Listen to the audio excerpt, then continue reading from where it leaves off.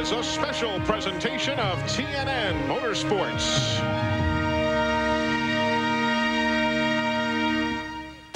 They don't make days any nicer than this one. The fans are arriving by the thousands, and if you like drama with your racing, you've come to the right place. You're on TNN Motorsports with live coverage today from the Rock.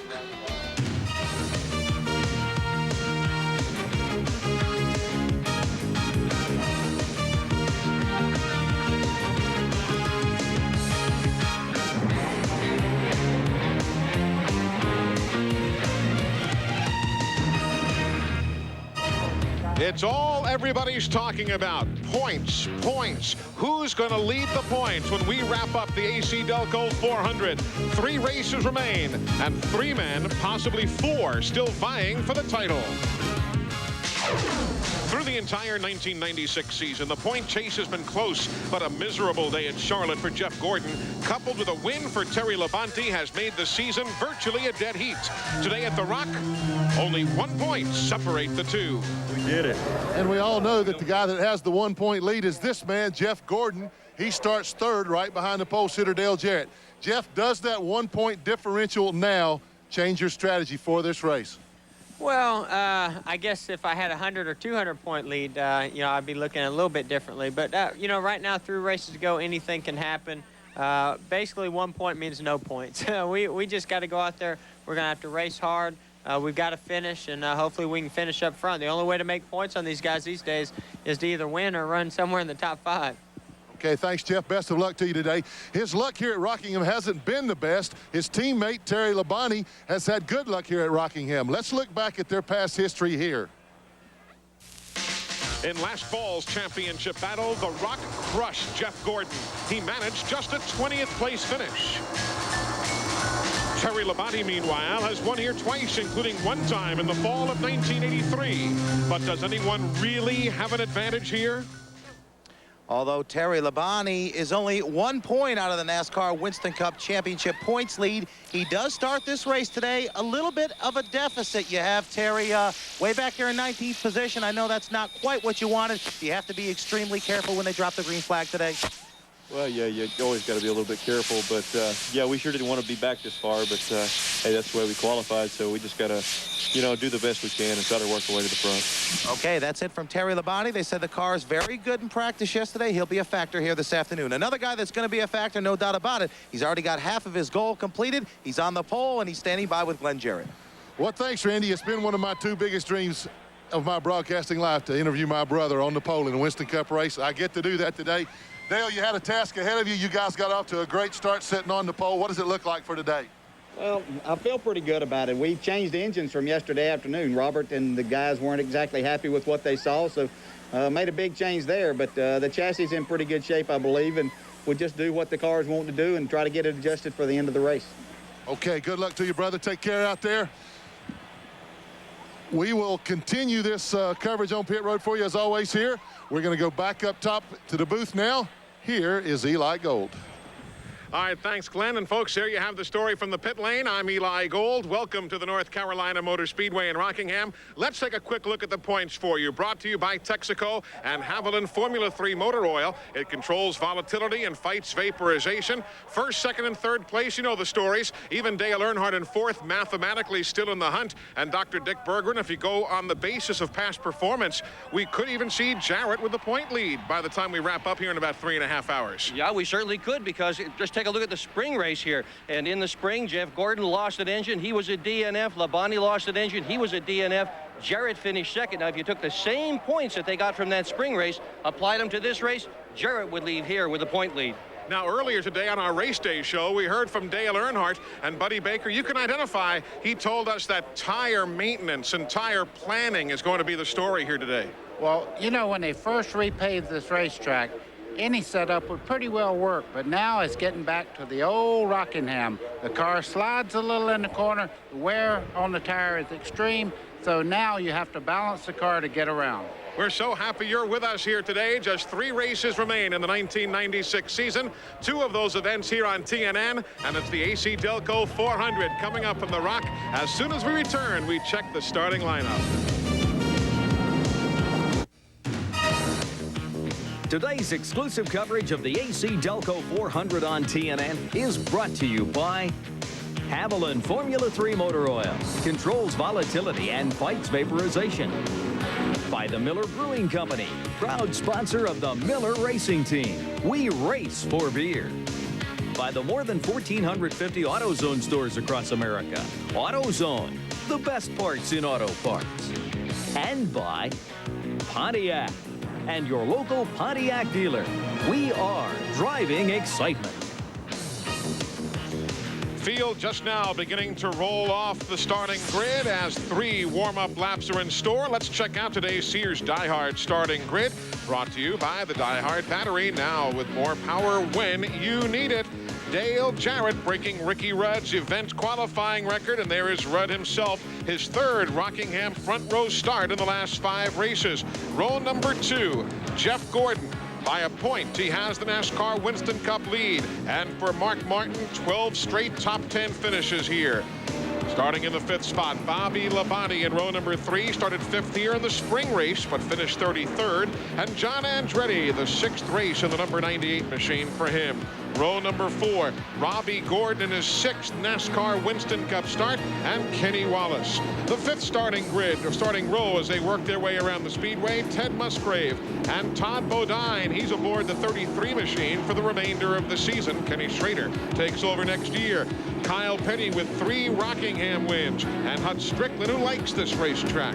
Row number 7, that's Jeff Bodine and veteran Jimmy Spencer. The 8th starting row, Dale Earnhardt.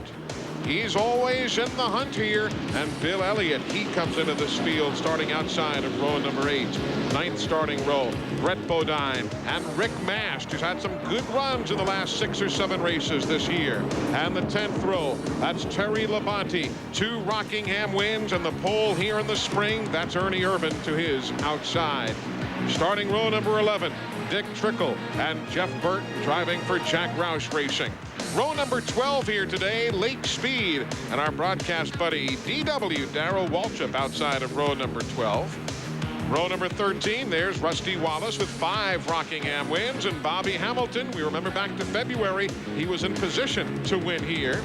Row number 14, Derek Cope winding down his association with Bobby Allison Motorsports, and Sterling Marlin, a big story there. New crew chief Tony Glover is out. He's made his plans for 97. They're starting a bit earlier than he thought they would. Row number 15, Ricky Craven and Robert Presley. Presley will be aboard the Cartoon Network machine today and again next year. There's Kenny Schrader and Gary Bradbury from Chelsea, Alabama. He's on row number 16's outside. 17th starting spot, Mayfield on row 17. Michael Waltrip also on row number 17. And taking you further back now, Billy Standridge, Wally Dallenbach. They share the 18th row. Row number 19, Dave Marcus and Johnny Benson, who wrecked here on Friday, had to go to a backup car. Morgan Shepard and Joe Nemechek will share the 20th row. Row number 21, Ward Burton and Bobby Hillen Jr. Field was set to get the 1-to-go signal, but they have now waved it off, so it will be at least another couple of laps before this field goes green for the first time. So we have a moment to bring you the AutoZone race analysis, brought to you by the more than 1,450 AutoZone stores across America. AutoZone, the best parts in auto parts, and there you see the numbers pertaining to today's running of the AC-Delco 400 on this racetrack, the North Carolina Motor Speedway in Rockingham. Track that measures 1.017 miles around. The turns are banked 22 degrees in turns 1 and 2, 25 degrees in turns 3 and 4. And there you see all the numbers in this 393-lap 400-mile race. Mark Martin carrying onboard cameras for us here today, and there he works his way through the banking of turns number 3 and 4. The field set to get the 1-to-go signal the next time by. Also today, Morgan Shepard has cameras aboard the Remington Arms machine from his starting spot way back in 39th, and he's got a long way to go to get to the front. Also on board cameras today, coming your way from the pole sitting machine, that's Dale Jarrett. Credit Ford to be giving us some. Now gets the 1-to-go signal. So I hope we can give you some attractive and interesting looks around this 1.017-mile layout. John Andretti also with our onboard cameras today. And before we go any further, how's our oil right now? Let us say congratulations to one of the members of this broadcast team, Buddy Baker. I have always looked forward to working with a Hall of Famer in any sport, and now I can proudly say that we are inducted this coming year. But the announcement made the other day that Buddy Baker, among others, Richard Petty as well, inducted to the International Motorsports Hall of Fame in Talladega, Alabama, and our heartfelt congratulations to you, buddy. Eli, thank you very much. It's an honor, and the people that are going into that International Hall of Fame with me, they're heavy hitters. I'm just proud to be in that group. And it's ironic, I guess, and certainly it should be stated that with the Hall of Fame being at Talladega, I mean, that's...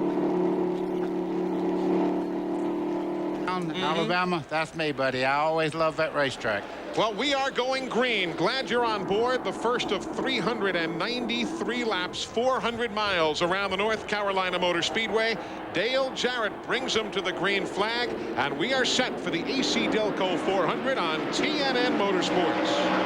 The green's in the air.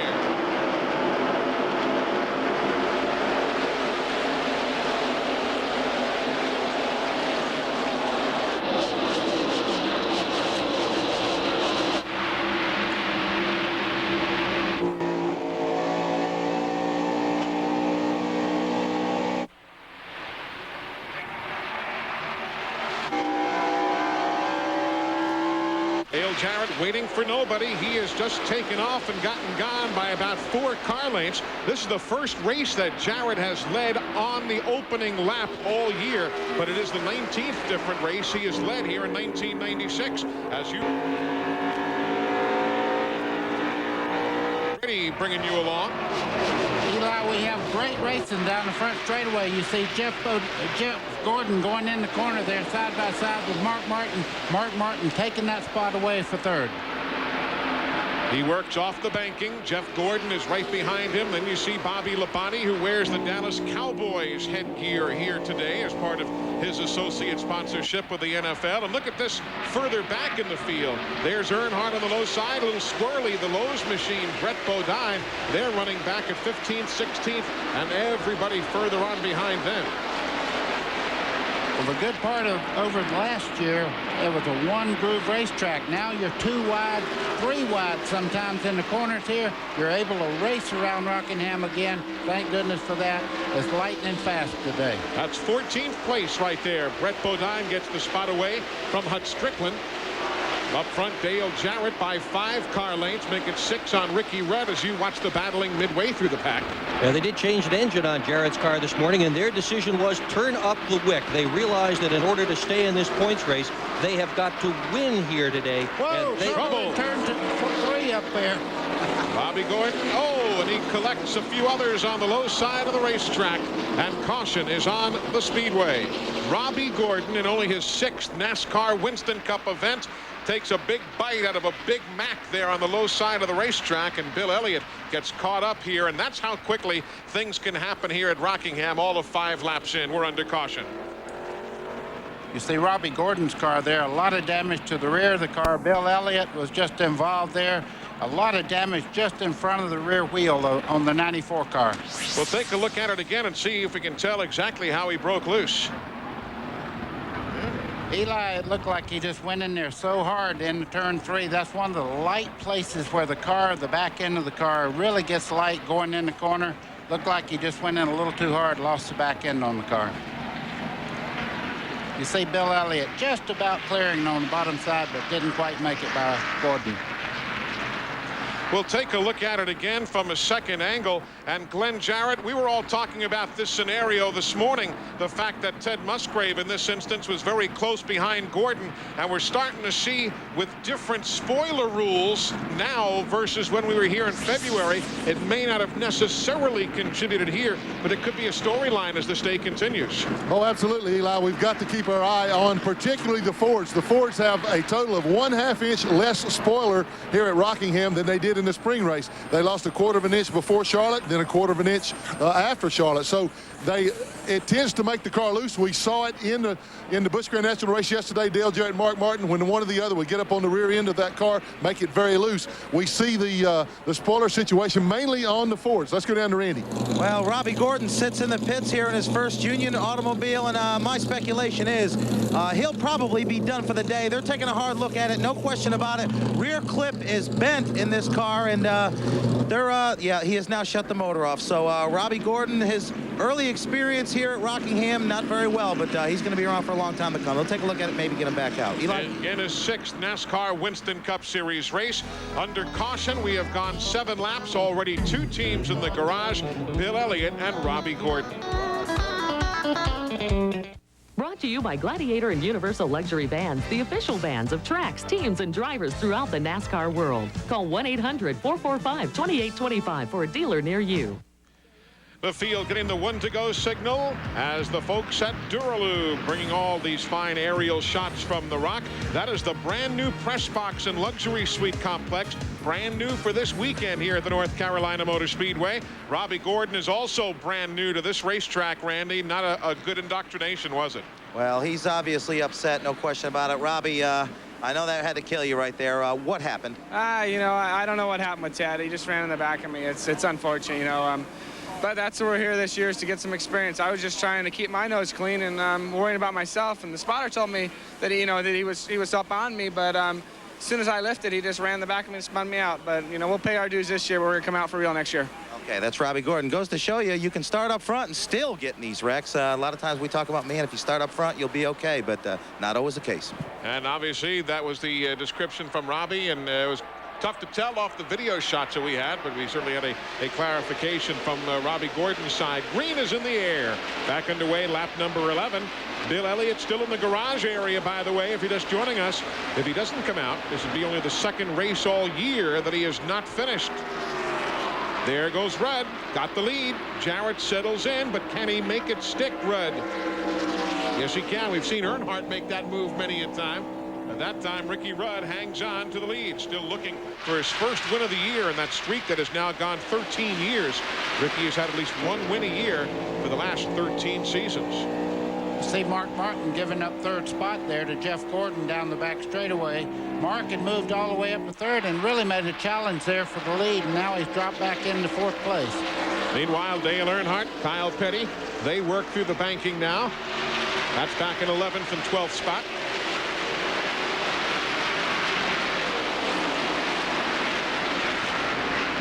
They are working on Bill Elliott's car in the garage. Well, Gordon apparently is done for the day. There's Kyle. Todd Bodine beneath him there in the 33, and there's the scramble for the lead again. Eli, that's a favorite place for a pass coming off turn 4. You can see Jarrett looking under Ricky Rudd there in the 10 car. He looked under him, got a good run up out of the corner, but couldn't quite make the pass down the front straightaway. Surprised they're running this hard this early, especially since the conversation in the garage had all been about tire management. Take care of those tires, because if we get a long run, the drivers who have taken care of their tires early on will be at a real advantage toward the end of those runs. But they are running about as hard as you can run in an auto race, and this early. A lot of the crew chiefs were saying that yesterday when they went out and really made 5 bonsai laps, they saw the tire wear really become hugely significant at lap 20. But if they took their time and ran a consistent first 5 laps, the tire wear, although it was still significant, didn't drop off quite as early. Eli, to add a little bit on the point system right now, you see the 3rd place car of Jeff Gordon. If he could get up there and just lead 1 lap right now and get that 5 points in the bank, that would mean a lot to him right now. Early in the race, he would love to get up there. But right now, Ricky Rudd, Dale Jarrett's making it awfully tough for him to close in and lead anything. Here goes Jarrett for the lead. He had the lead for the first 10 laps of the day. Got some big-time horses on the straightaway going back to 1. Jarrett's got the lead. Here goes Gordon. He wants 2nd. Boy, he got a great drive off the corner there. That's down the back straightaway off turn 2. Jeff Gordon just rocketed by Ricky Rudd there, and now he's trying to pick up on the leader, Dale Jarrett. Yeah, Let's keep an eye on this guy, too, Mark Martin. He has not won yet in 1996. He has a very strong horse here. That car has been very fast in practice here at Rockingham. Today could well be his day. He hasn't won here since 1989 in the NASCAR Winston Cup machine, so basically owns this racetrack on the NASCAR Busch Series, as we saw here yesterday in the AC-Delco 200. Dale Jarrett leads. We're still very early at the Rock. We're back at the North Carolina Motor Speedway in Rockingham. That is 18th spot on back, basically. There's a good scramble now as Brett Bodine works to the inside of the King's car. That's at 19th spot. Bobby Hamilton, Ernie Irvan there in the mix. There's Rusty Wallace in the 2. Kenny Schrader zigging and zagging in front of Rusty Wallace right there. Middle of your screen. 21 laps complete. 393 make up the total distance here today.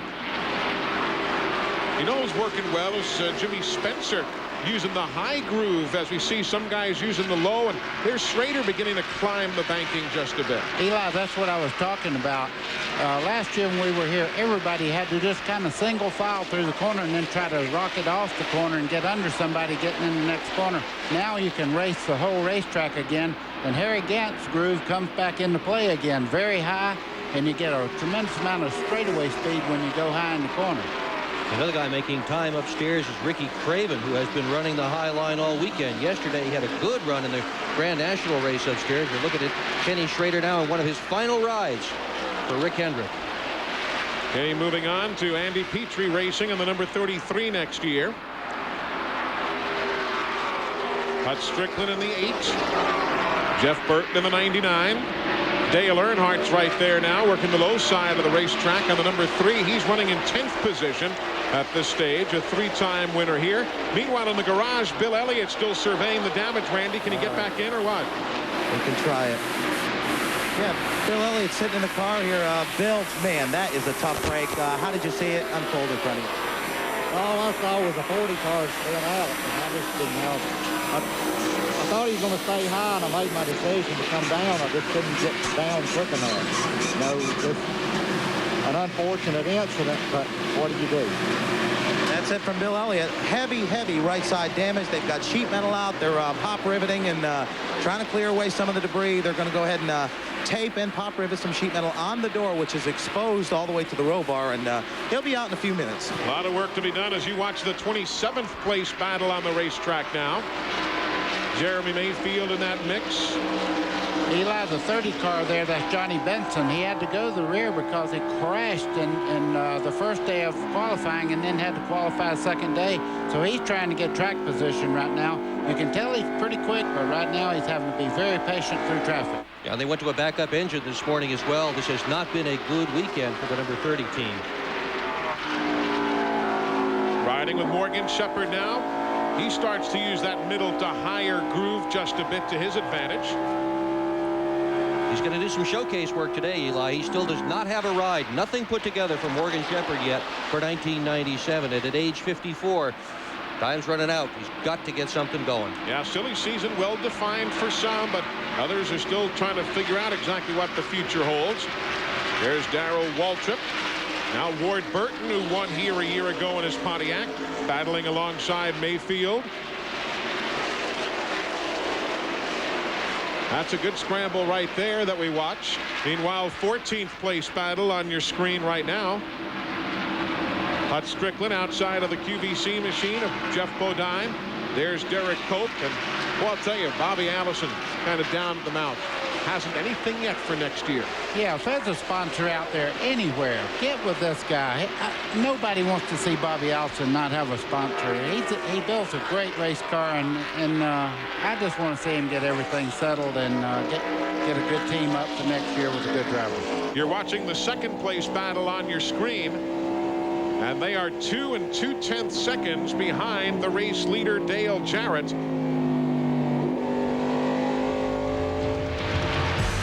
Working lap number 30. Couple of Fords ahead of the first Chevrolet.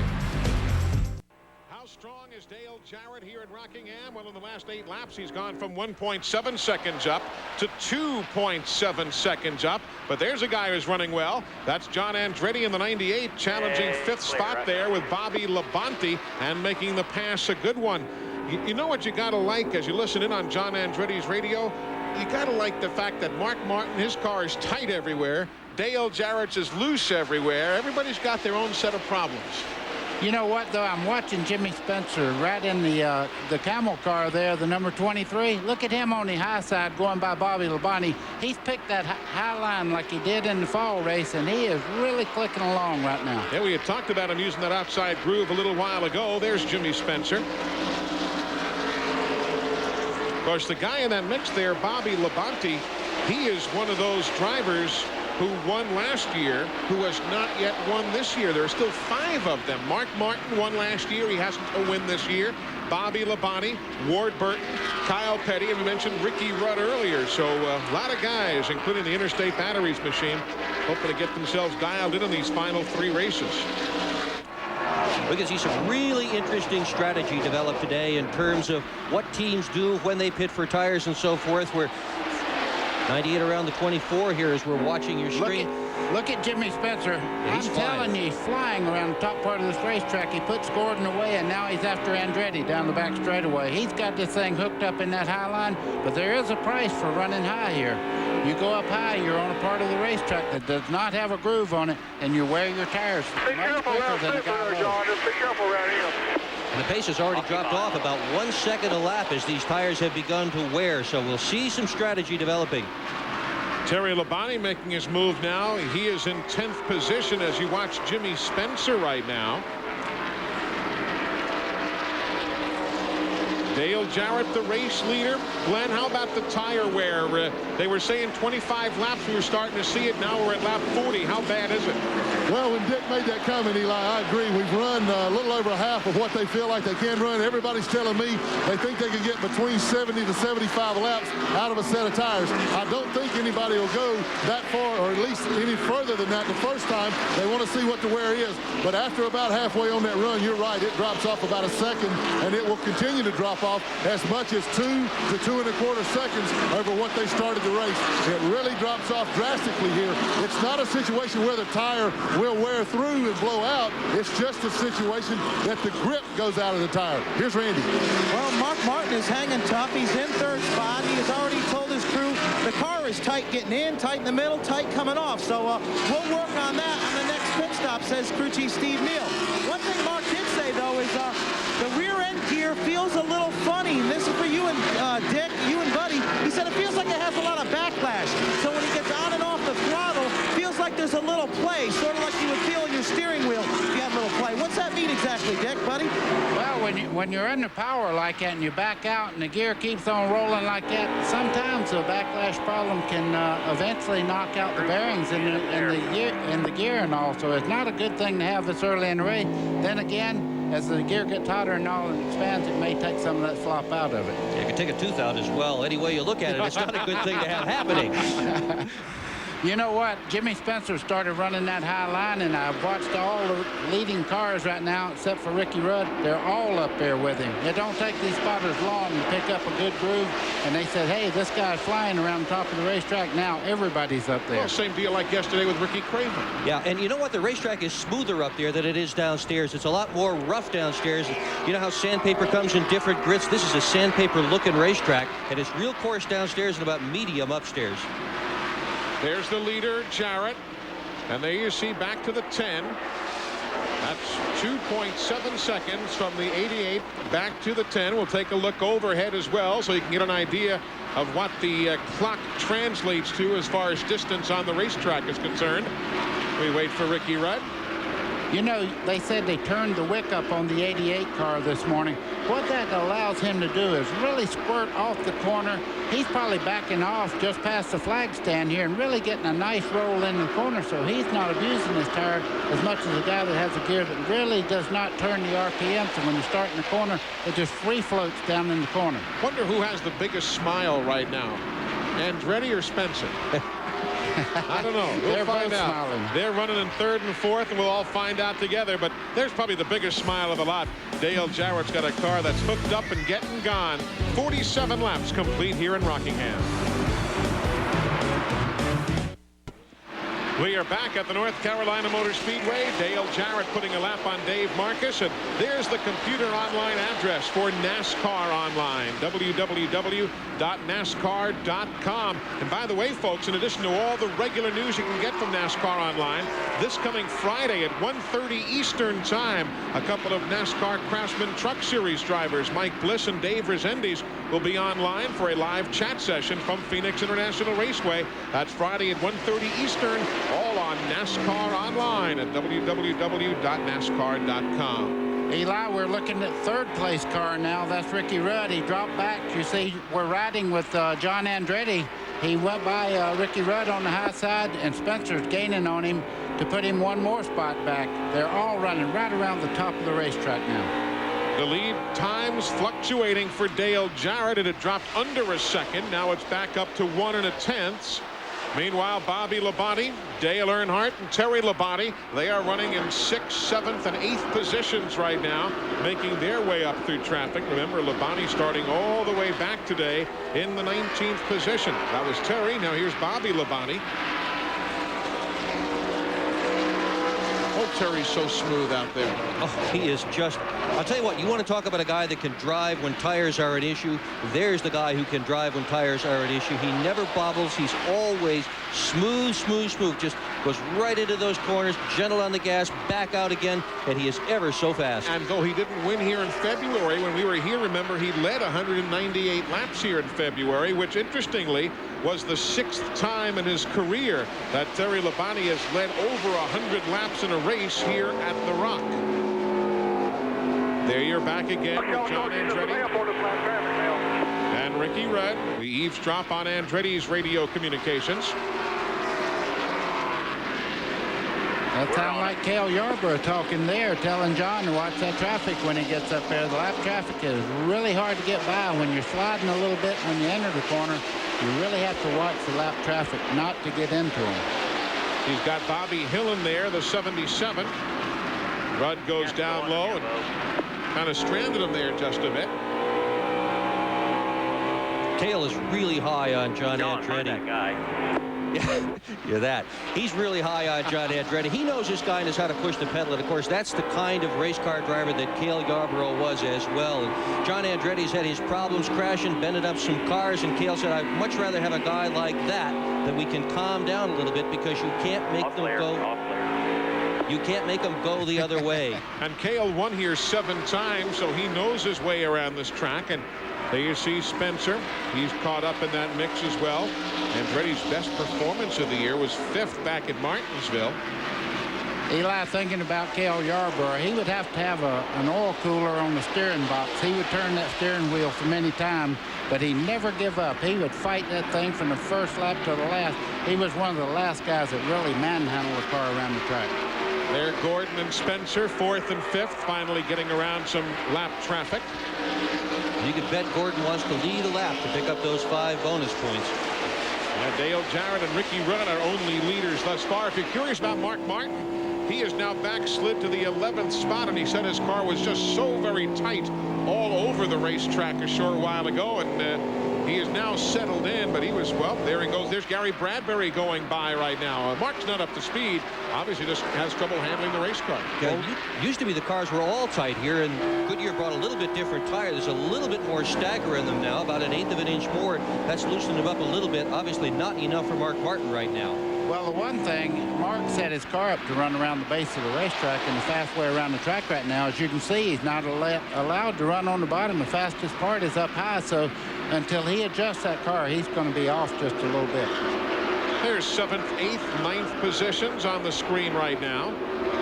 Did Labonte just pass Labonte? Yes. I think so. Yeah, sure did. Good job.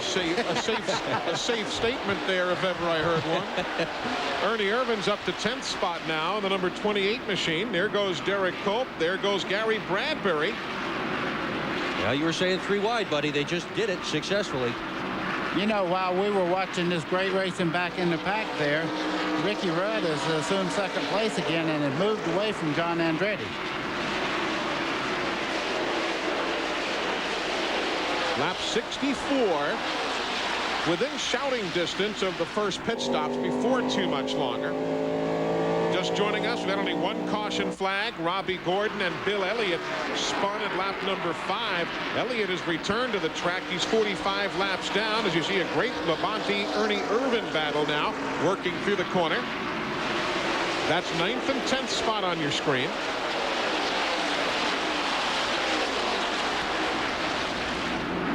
Side by side they go as we look overhead the rock. Boy, that 28's got a tremendous motor in it. Look at it go down the back straightaway there on Labonte and just go right in the bottom. Sweeps up a little bit. Bobby fights back to the outside, but when they hit the straightaway, that 28 is bad news. As a surprise, Robert Gates giving the man a good engine. Of course, Dale Jarrett is the race leader, also out of the Robert Gates stables. There you see Dale Jarrett. Don't want to overlook him, but he has been basically in his own time zone here of late. Good scramble again. Spencer and Dale Earnhardt now. Well, Dale Earnhardt is the one on the move at the moment. You know, you could tell, oh, they make a little contact coming out of turn 4 there. You see Earnhardt on the bottom there. That car is working extremely well, and he's moving up position every lap, it seems like. Well, he scrambles towards the front, Earnhardt does. That'll give him 5th spot, having bypassed Spencer. Now, Spencer's not as able to go as quickly as he was a bit earlier. Apparently, he has used up his tires to a degree.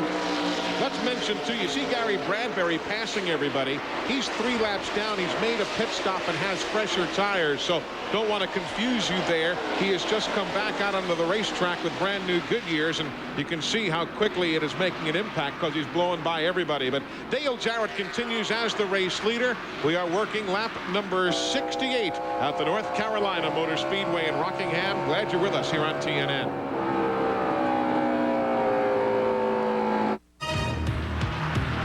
Today's exclusive coverage of the AC-Delco 400 on TNN is brought to you by Napa Auto Parts. At Napa, we keep America running.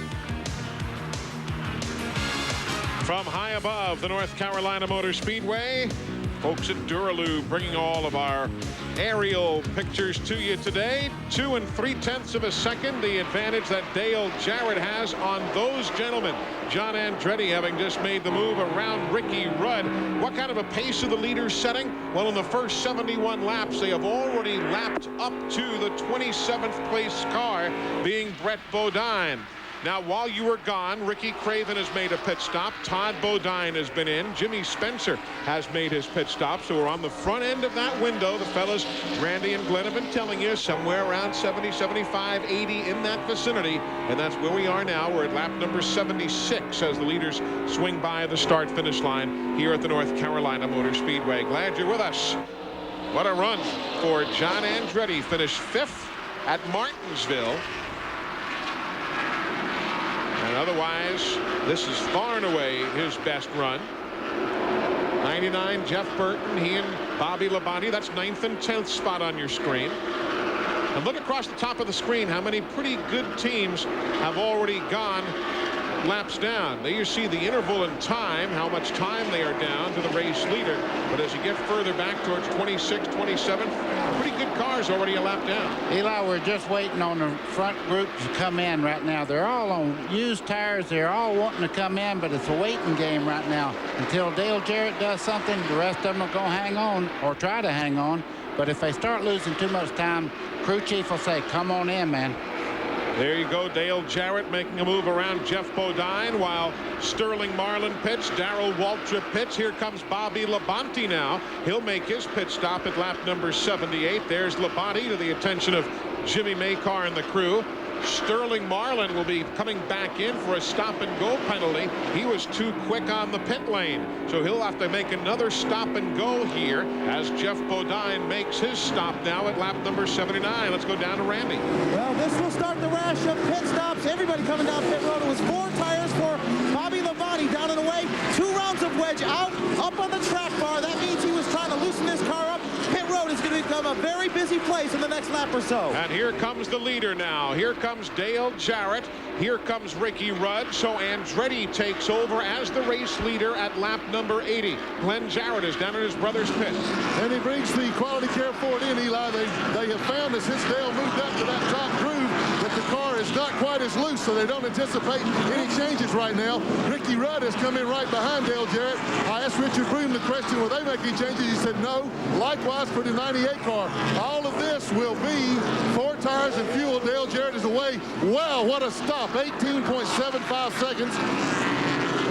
The 98 car keeps coming in now with a good he has to slide the brakes hard to miss Rudd when he leads. Andretti, as I said, Tony first said that they will not make any changes on the car other than just a little slight air pressure adjustment. They all like the way the cars feel pretty good. They're not as loose running up top there. Randy? Well, Terry Labonte is in. Mark Martin is sitting right behind him. 4 tires for everybody. No wedge or anything for the Kellogg Chevrolet. He's down and away as he tries to avoid Jeff Gordon, who's coming out. Now, Mark Martin is in left side.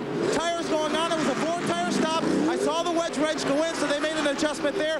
Obviously, they were unable to do anything with the gear problem Mark had early on. Glenn? Well, meanwhile, Jeff Gordon has brought his Monte Carlo in. He's all the way down at the end of pit road here, the preferred -- 1 spot. This also is a 4-tire change. Again, a very, very slight air pressure adjustment. Jeff does not like the higher groove up there. He's just not as comfortable running it in. While all of these stops have been taking place, Gordon has led a lap. He's picked up his 5 bonus points. He led lap 82. Derek Cope leads a lap, so he will pick up 5 bonus points as well as he now makes stops there in the Badcock Furniture entry. So everything circles back around. Dale Jarrett is the new leader again. So everybody making their stops. Dale Jarrett again at the head of the field in the AC-Delco 400 here at Rockingham.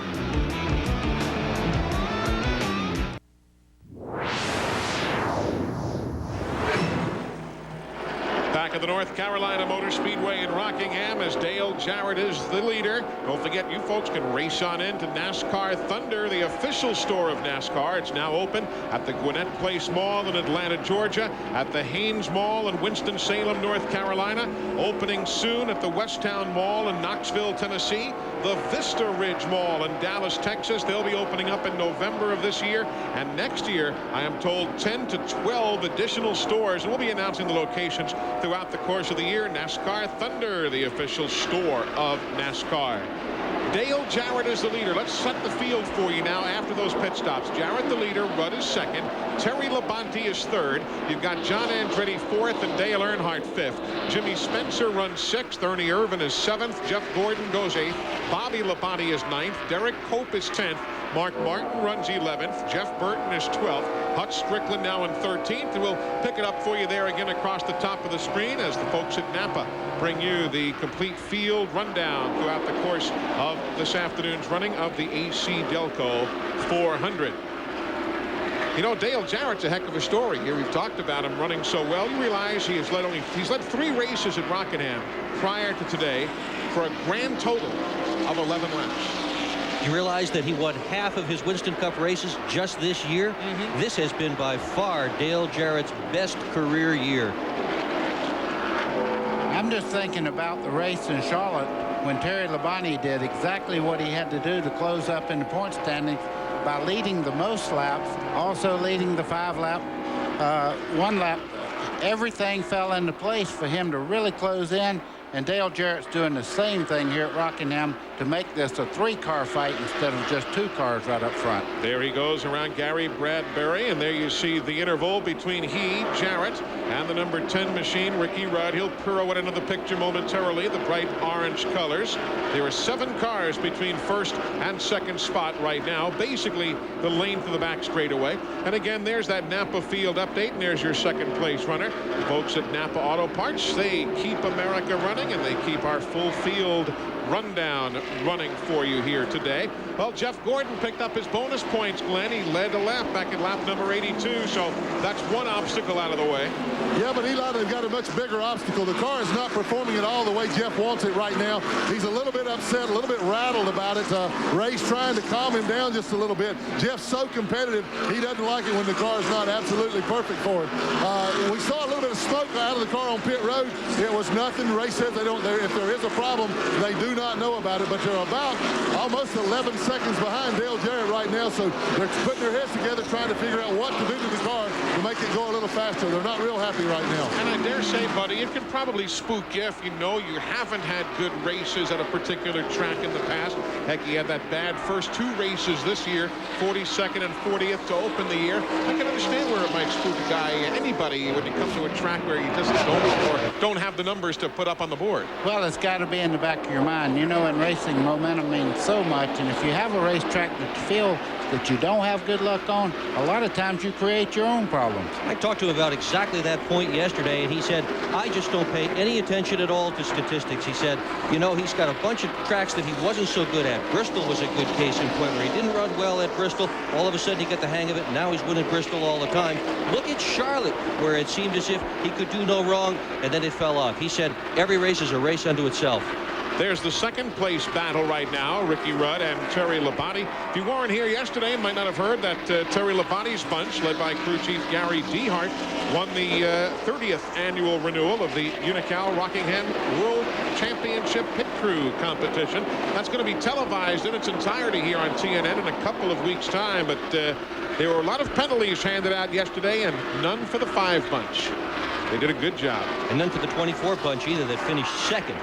All right, Rick Mast's crew was next in line. And again, you'll see it all here on TNN in just a couple of weeks' time. But our congratulations to the entire Kellogg's crew. Well, they might have won yesterday, but that first pit stop was won by Dale Jarrett's group. He's a full straightaway ahead of these guys that are fighting for second right now. Dale Jarrett had a great pit stop, and he is getting around this racetrack extremely well. Jarrett working. There you see Jeff Gordon running by his lonesome as well on the low side of the racetrack. Here comes Derek Cope. Super run for him. He's in 9th position right now. We ride for Mark Martin, and there's trouble. Trouble in turn 2 and problems for the number 78 machine as Billy Standridge spins off the banking, and we are under caution. Just before that happened, Eli, you could see a puff of smoke come out from underneath Standridge's car. He just went high into the corner and bam, hit the wall. Didn't hit it hard. There he is. He's rolling off now. But that is the second caution flag of the afternoon. Billy Standridge spinning in turn number 2, and the leader, Dale Jarrett, has already taken the caution flag. So caution on the speedway. Only one retiree if you're just tuning in. Robbie Gordon out with an early accident at lap number 5. He and Ted Musgrave got together, as Gordon told us on the telecast. Bill Elliott, who was also involved, is 45 laps down, but he's back on the racetrack, and you are caught up to date as far as those stats are concerned. Dale Jarrett, the predominant leader today, then Ricky Rudd.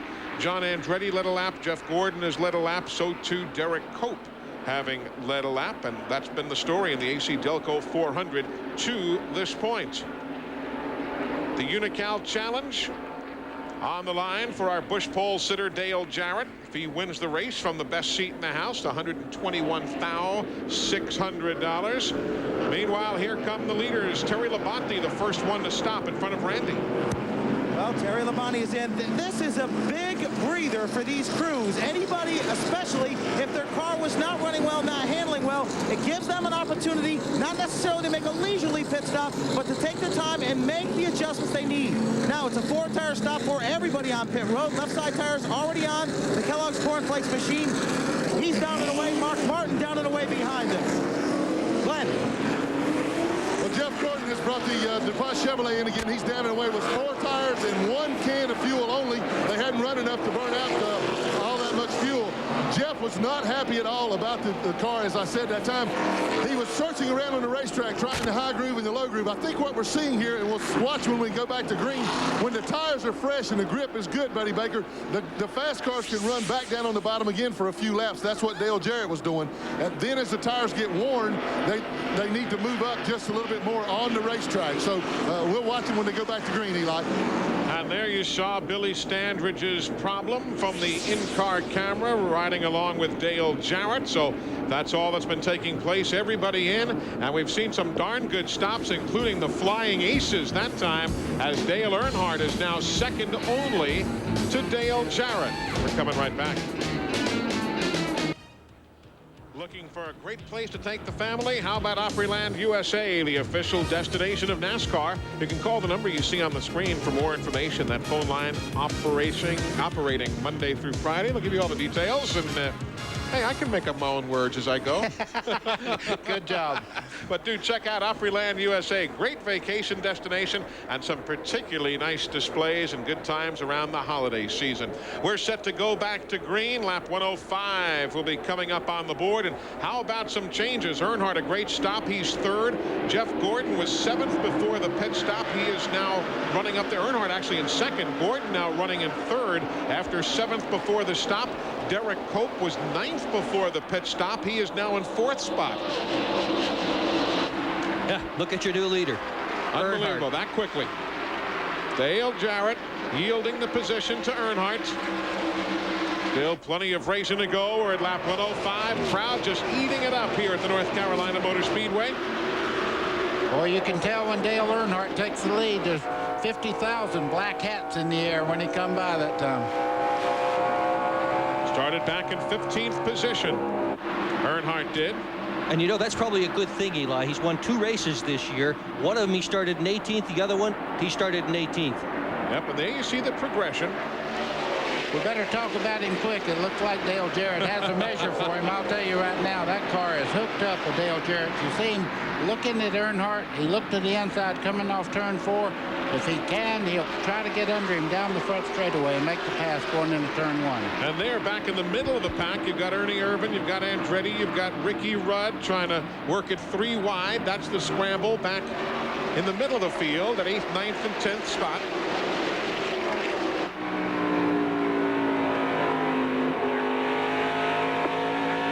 The indication to Ernie Irvan. Whoa. Whoa. About ran out of racetrack there. Billy Standridge has taken his car to the garage area. For those of you who follow his fates and fortunes, he joins Robbie Gordon in the garage. You know, watching the guys go around here right now, I don't think either car has a great advantage. I do think the advantage is to the car running out front because the aerodynamics of it is much cleaner than the car running directly behind. And right now it seems that the guy that gets out front is able to maintain that lead that he gets right off the get-go. Mark Martin and Jeff Gordon, that's 4th and 5th spot. Rusty Wallace right behind them. He's on the lead lap. Of course, Dale Earnhardt is the race leader. Interestingly, Earnhardt and Darrell Waltrip, the most times led among active drivers at this racetrack. They've each led 25 different races here. Meanwhile, Mark Martin continuing to run middle of the pack. Randy, what have they done on his car? Well, in that last pit stop, they changed the right side air pressure. Mark was, as we documented, tight all the way around, but I talked with crew chief Steve Meal after the stop. He said the track started to come to him, or the tires started to come around as they wore down. He said they were about 2/10 quicker than the leaders towards the tail end of that run. I asked him about the gear problem. I said, is that something you guys have to worry about later on today? He said, it is just something Mark felt in that car. None of us would ever feel it. He feels thousands, and he felt that, and he said it's not going to be a problem. So Mark's up to speed now and looking pretty good. There's 7th, 8th, and 9th place as we watch it from on board John Andretti's car. Eli, we have a guy fighting for his life right now. You see Jeff Gordon there, very, very high on the racetrack. They're passing him. He is dropping back through the field. He cannot be happy with the way that car is handling right at the moment. Bobby Labonte goes by. Jeff Burton tried. Couldn't quite do it, and again, way up the banking. Glenn, he's using all the racetrack. Yes, he is, Eli, and that's because the car is extremely loose. He does not like it at all. And as I was saying earlier, when it gets loose, you've got to move up on the racetrack like that. Jeff doesn't particularly like it up there. So we're going to go down and talk to Ray Evernham, see what they plan to do about it. That battle continues. The battle being Gordon against the racetrack. And there you see the point situation at this moment of the day. As we told you earlier, Jeff Gordon, Rockingham, not exactly the happiest of mixes. A 40th place finish earlier this year for Gordon. I'm happy to see Derek Cope having a good run. I am too. This is a good race car. They've had to change the crew chiefs on it. Bobby Allison does not have a sponsor on this race car, and you can see right now it's running right there with some better sponsored race cars as far as money, and he deserves a good sponsor, I think. Meanwhile, you got to look at Brett Bodine there on the bottom. He's another guy that could use a sponsor. He is close to landing one, having a good run for himself this afternoon. You know, you talk about guys sticking their necks out driving the race cars. Brett Bodine stuck his neck out when he bought that race team. He put up everything he had, and he has got to get a sponsor to keep it all. And you remember that first Speed Weeks in February? The car basically burns to a crisp. Yeah. I mean, it's been that kind of a deal sometimes, but Brett's going to stick it out. I know he's going to continue working. And like you said, he hopes to be able to announce something here very, very quickly. Up front, Dale Earnhardt. He continues to show the way. There you see the separation between he and Jarrett. Then it is better than 2 seconds back to third place as we're live in Rockingham. The North Carolina Motor Speedway hosting the AC-Delco 400. It was back on lap number 5 when Robbie Gordon had his problems, spun, collected Bill Elliott. Gordon's done for the day. Elliott continues, and there's Dale Earnhardt taking over the lead at lap 106, bypassing Dale Jarrett. Welcome back, everybody. We are live at the North Carolina Motor Speedway. Jeff Gordon having worked his way through traffic, but at the same time running in 15th position. The car continues to be awfully loose. Let's remind you that due to live coverage of today's AC-Delco 400, trucks and tractor power will not be seen today, but be sure to join us next week at a special time beginning at 11 o'clock a.m. Eastern Time for trucks and tractor power. Mark Martin and Ernie Irvin working in one another's tired tracks, as that's the battle for 4th place that you're looking at. Ernie Irvin's car is working like Dale Jarrett's car did the first 50 laps of this race. He is really moving up. You can see him moving in on Mark Martin. Seems to have a lot of straightaway speed in this car. As you can see him coming up out of the corner there, he closes right up on the deck lid of Mark Martin. It's a good car Ernie is in. That's the same one he was so fast with at Charlotte and wrecked it in the last practice session before the 500 miler here just 2 weeks ago. They put her back together again and obviously done a great job. So that battle goes away fairly quickly enough. There's Jeff Burton now in the 99 to the inside of Ricky Rudd, the 10. That's 7th and 8th position. That battle ongoing. It's been a good one much of the day. Of course, Ricky, as we mentioned, with at least 1 win a season for the last 13 years. This track and next week, Phoenix, a race you'll again be seeing here on TNN Motorsports. 2 really good tracks for Ricky Rudd. Richard Groom, his crew chief, leaves at the end of this year, and he surely would like to leave Ricky with that record of 13 wins extended to 14 years in a row.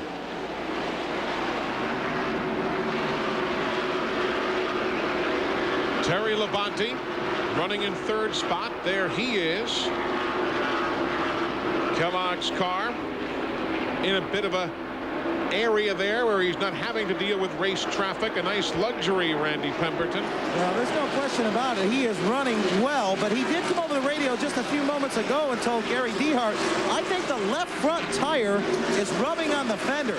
That's how close these cars are set up. Even yesterday in the Busch Grand National race, he mentioned that he thought he might have had a shock that was going awry, and it was just an air pressure adjustment that got the car bottoming out. So they're very, very close, and Terry is thinking that he might have a left front tire rubbing, but he's still running very well. What about the 24 car, Glenn? What's their situation? Well, Randy, as I reported, it's very, very loose. They had a Goodyear engineer up there. They think now they may have just gotten a slightly mismatched set of tires.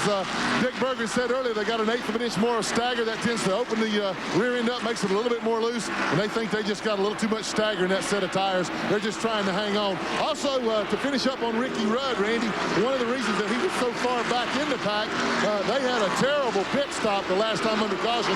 He came out in 10th place, so he's doing a really good job moving back up through the field. There we watch Jeff Gordon's problems continue. You saw Ward Burton go by. You saw Todd Bodine go by. There goes old DW making the way by. So Jeff Gordon continues to backslide. And here goes Ricky Rudd challenging Rusty Wallace, who started back in 25th position. Rusty was 14th before the last pit stop, then 8th on the restart. And now this scramble for position as they work in the 18th position. I said 18th. I meant to say 7th spot for Rusty Wallace. They were 18th prior to the pit stop earlier. Burton's having a great day for himself, isn't he, in that 99? Yeah. He has been strong all day long. But he's had a pretty decent season. I mean, to do what he's done point-wise and to have missed the Atlanta race to boot, that says something. Eli, with any luck at all, Buddy Parrott's put a great chassis under this race car, and with the Jack Roush power, you can see right now working on Rusty Wallace down the front straightaway. He don't give up anything down the straightaway, and he also has a great working car in the race. So with a little bit of luck, he could have won 2 or 3 races already. Yeah, he's 12th in points. Heck, he was 32nd at this time a year ago, Dick. Yeah, you know what else he's got going for him? He's got momentum going for him. He has run so well at the tail end of this year. Last 5 races, he's got 2 top 5 finishes. One of them, a 3rd at Richmond. That's his career best. He knows he's got a good team, a good race car, and he has great confidence in himself. Meanwhile, Ernie Irvan, how's he faring? Ernie running in 5th spot right now. There you see the spread back to Ernie. Lap 135 on the board. 2:59 remain. Let's go to pit lane. Well, Ernie Irvan running well, although just passed recently by John Andretti, who's running even better at the moment. But after the last pit stop, Ernie came over the radio, asked his crew chief, Larry McReynolds, how was the tire wear? Because he wanted to put the hammer down, and he most recently did. They said the wear was very, very good on that first set of tires. And kind of funny, the left front tire had the most wear. And that is sort of unusual, as Ernie drives under the 15 car coming up before. So what about it, Dick? You don't see left front tires wearing more than the rest very often. Well, you do hear at Rockingham, though, that this place takes a bit of a different setup to try to keep the cars hooked up on the racetrack. And left front tire wear here is perhaps more than at any of the other racetracks. And I tried to figure out why. I sat down with Jimmy Bakar a couple of days ago in the garage, and I said, how come, Jimmy? He got about 3 minutes into it, and I was so lost. I said, okay, so it's difficult to set up a car to hang on to the left front here. He said, you got it. That's the answer. There's the battle for the lead. Dale Earnhardt, Dale Jarrett. It's been pretty steady, the separation between those two, but Jarrett closes in yet again to within 3 car lengths. We'll be right back. Today's exclusive coverage of the AC-Delco 400 on TNN is brought to you by Pep Boys. 26,000 items at the guaranteed low price. Tires and service, too. Everything but gas. And by RCA. Changing entertainment again. The Duralube aerial camera taking you overhead the Sandhills region of North Carolina, the North Carolina Motor Speedway, where we have a new leader in the AC-Delco 400. He is Dale Jarrett, who has already led 96 laps of this day. It was at lap number 142 where he made the move around Dale Earnhardt to the inside and took over the top spot. There you see the leaders. You see Terry Labonte right behind him. As a matter of fact, 1st to 5th now is just 2 seconds. And let's take you back to lap 142. Here's how Jarrett got the lead. Okay, you see Jarrett going through turn 1. He looks on the bottom of Earnhardt as they head towards the back straightaway. He makes it look pretty easy. He goes right on by Earnhardt on the bottom side. But what this allowed, these guys racing side by side like that, the first 4 cars are now bumper to bumper, all the way back to 4th spot. 4th place being John Andretti. Ernie Irvan is in 5th, and again, 1st to 5th is just 2 seconds right now.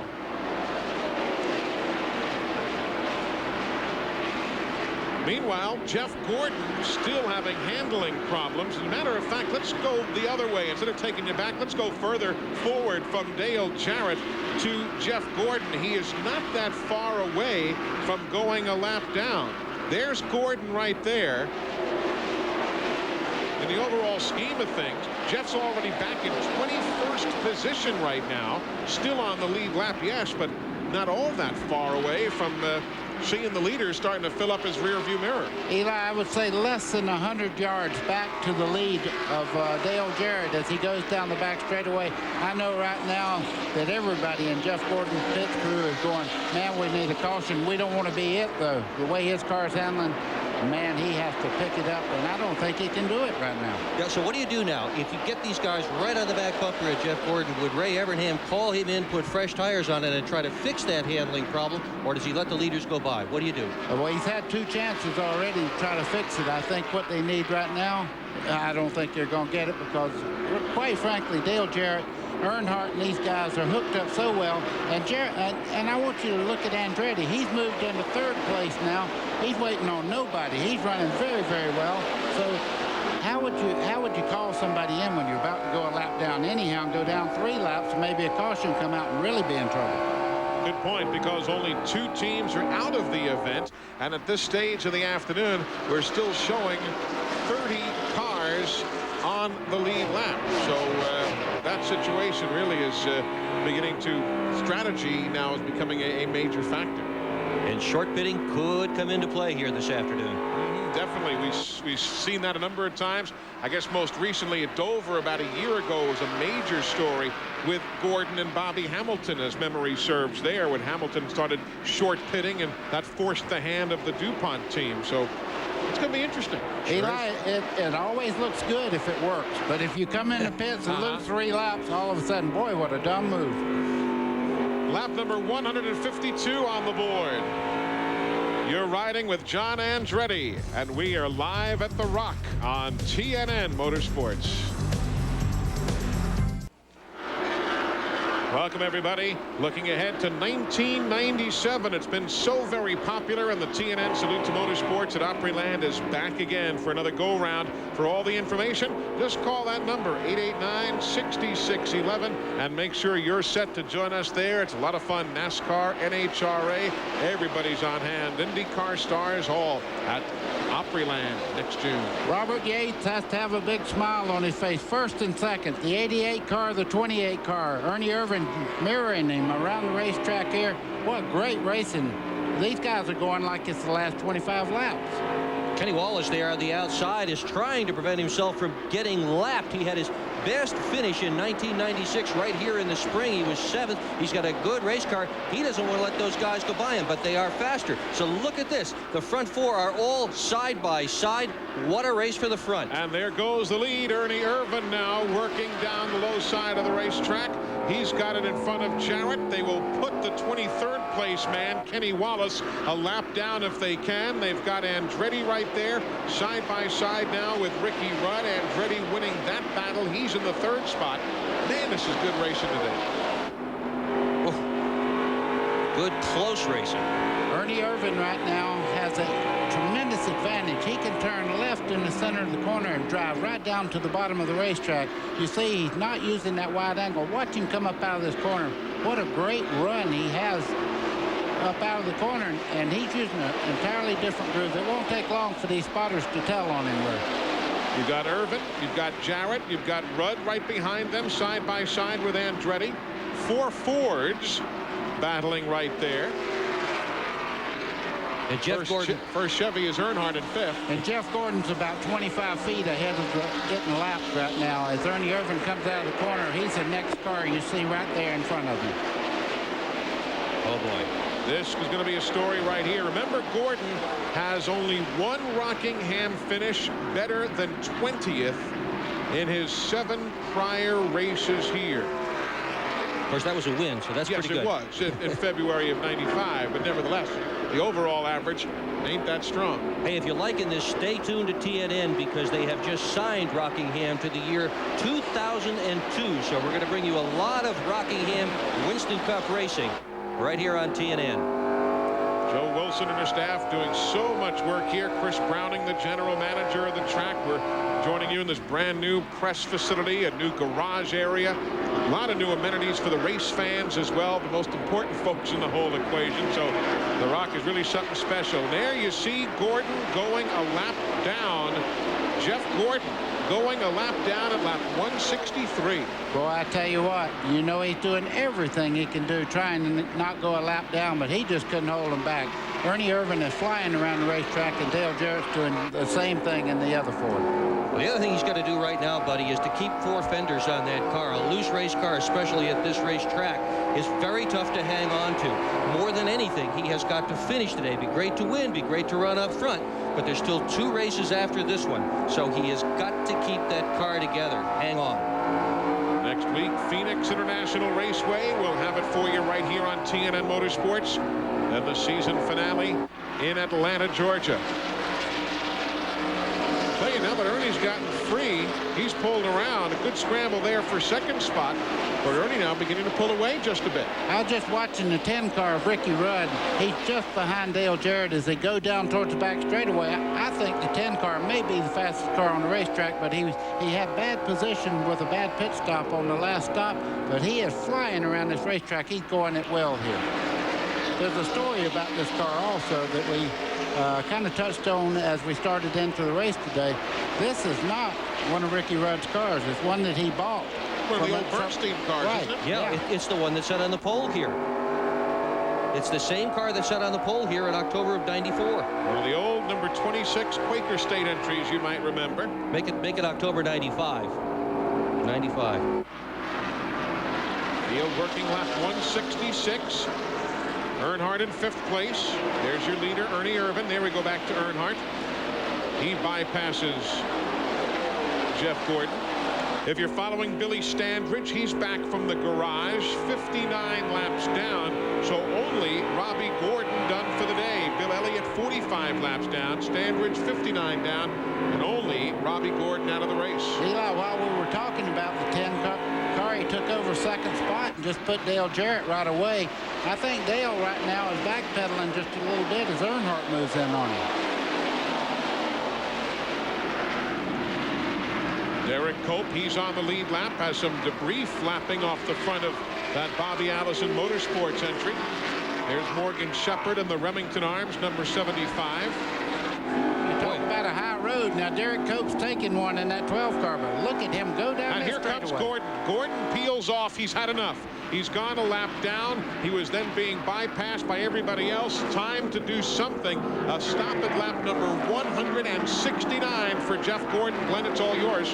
Well, Eli, the strategy was to stay out there until he got lapped on the racetrack, then to come in as soon as he could because he can go back out on fresh rubber, hopefully make up enough time that when the leaders do pit, that he will come back out ahead of them. They put a rounded bike in the right rear to try to tighten the car up for Jeff. Moving around to the left side now to put the tires on, but I don't know if this strategy is going to work or not. He was so far off. He was losing so much time.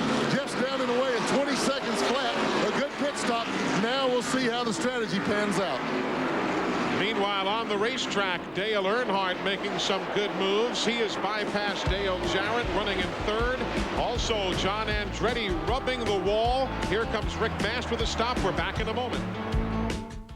Welcome back, everybody, as we continue live at the North Carolina Motor Speedway in the middle of green flag pit stops. You take a look at the race leader, Ernie Irvin, in the 28. Ricky Rudd running behind him in 2nd.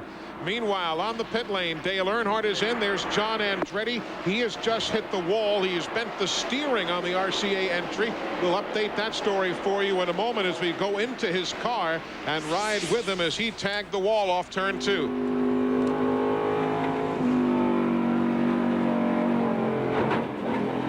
Just enough to mess you up. Eli, you can see him lose control, gain back. Ernie Irvin's coming down pit road. Ernie is in, lap 178. Rusty Wallace is in as well. Bobby Hamilton. Let's go to Randy. Car owner Robert Yates holds the board, stops Ernie right on the mark. They discussed whether or not they'd make any chassis adjustments.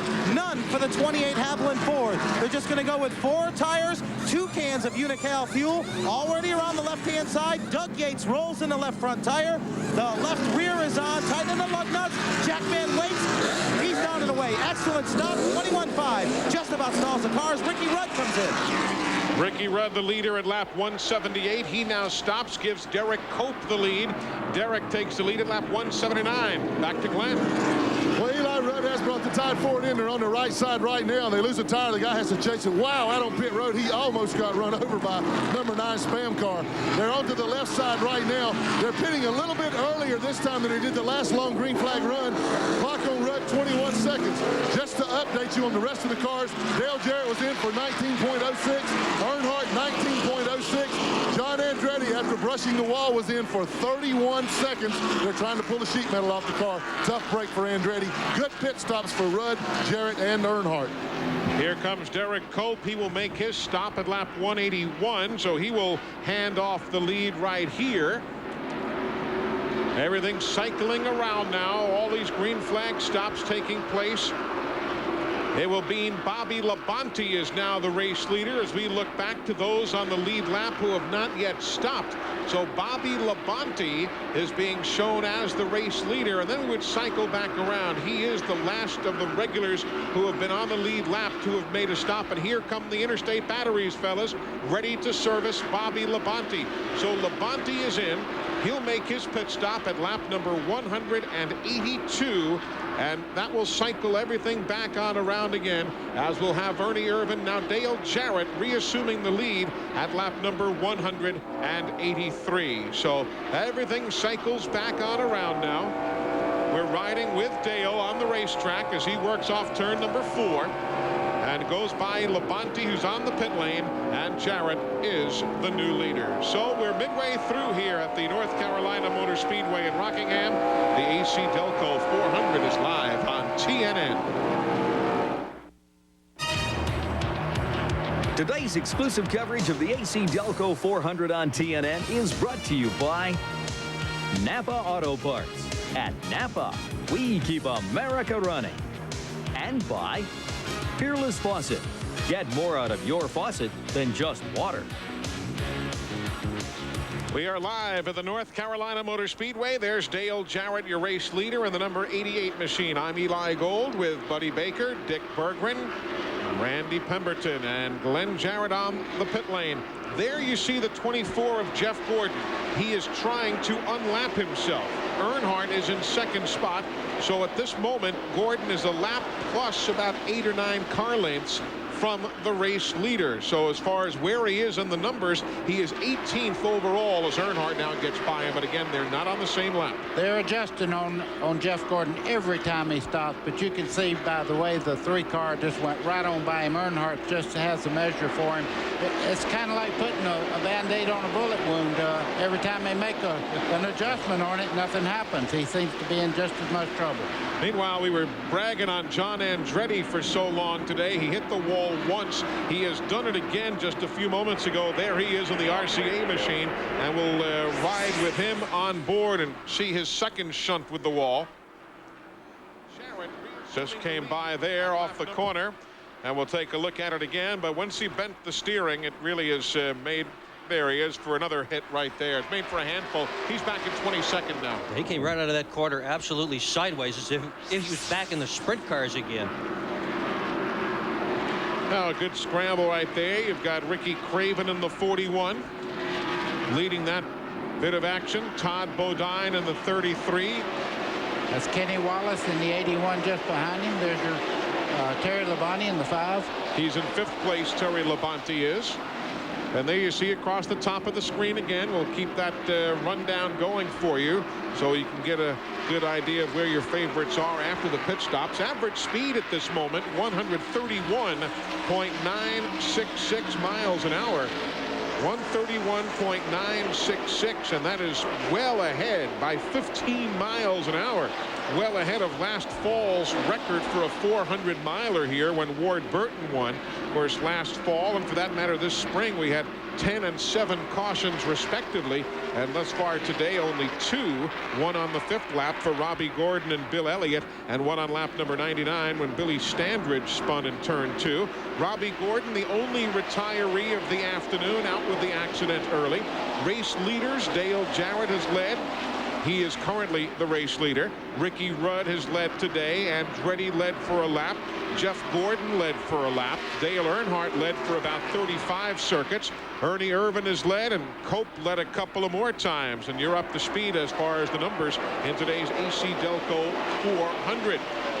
Hey, old Ernie's catching Earnhardt right now, isn't he? Ernie had a little bit of an off pit stop and dropped back. He was running super well there, leading the race, and he stopped and come out in about 8th spot, and now he's worked his way back up to 3rd. You see him coming up on Earnhardt. This car is incredible from the center of the corner to the straightaway. It's extremely fast right in that area. This is only Ernie's 15th ever start at Rockingham. You sort of think this guy's been absolutely around forever, but let's remember that he didn't compete at all in 1995, lost the 2nd race here in 94. This is only the 6th time Ernie Irvan has run this fall race at Rockingham. Meanwhile, we're coming to the halfway point. The Gatorade front runner money, $10,000 on the line for that man Dale Jarrett as he puts the halfway up on the board. Crossed flag, so we are halfway home in the AC-Delco 400. There's Rusty Wallace and Mark Martin. They are battling for 8th and 9th right now. And of course, Rusty, he's got 5 wins here, 8 top 5s, 11 top 10s, and he's got a car he really likes. He calls it Snake. That's the one he named after Don Prudhomme. And so let's not count out old Rusty Wallace running in 8th right now. More wins here than any other active driver. Rusty Wallace runs this racetrack extremely well. So we're just halfway home in today's AC-Delco 400. Time for the Split Fire mid-race report, brought to you by Split Fire. Enter the performance zone with Split Fire Performance V spark plugs. 8 lead changes. We just detailed those for you. A couple of quick cautions, and that has been the story. But the big story today is it's been outstanding racing on the racetrack. We've seen a good scramble throughout the course of the day. Who do you think is strongest right now overall? I'm guessing Jarrett, certainly, but you know, when Earnhardt was out there, he was tough. Is it Dale's race to win, do you feel? Eli, I think it's a little premature to pick a car yet because you have 1 more adjustment, maybe 2 more adjustments on pit stops. And right now, it seems to me that the 10 car of Ricky Rudd is able to battle longer, better than any car on the racetrack. He's moving his way back into contention. And he's always a factor on the 1-mile racetracks, and this is a 1.017-mile track here in the Sand Hills region of North Carolina. Indeed, the sand does begin hitting the windshields of these cars as the afternoon continues. Just something else to have to worry about. And I'll tell you, talking about guys who can win this afternoon, I absolutely would not count out that yellow and red number 5 car on the right side of your screen. He has been strong all year long. 7 second-place finishes, only a couple of wins, but he has been strong enough to win a bunch of races, and so is the guy in that 28 car. Wouldn't count him out either. That is second place right there. Yeah. That's like saying Seabiscuit could run good. I mean, that 28 there, that thing will do a handstand down the straightaway. I've watched a lot of cars come off the corner here, but I believe today that has to be the strongest car from right there to the straightaway. That car motors. Look at him pull up on Earnhardt as we speak. But he's driving it so well, too, buddy. I mean, he is just doing an absolutely masterful job of driving the car.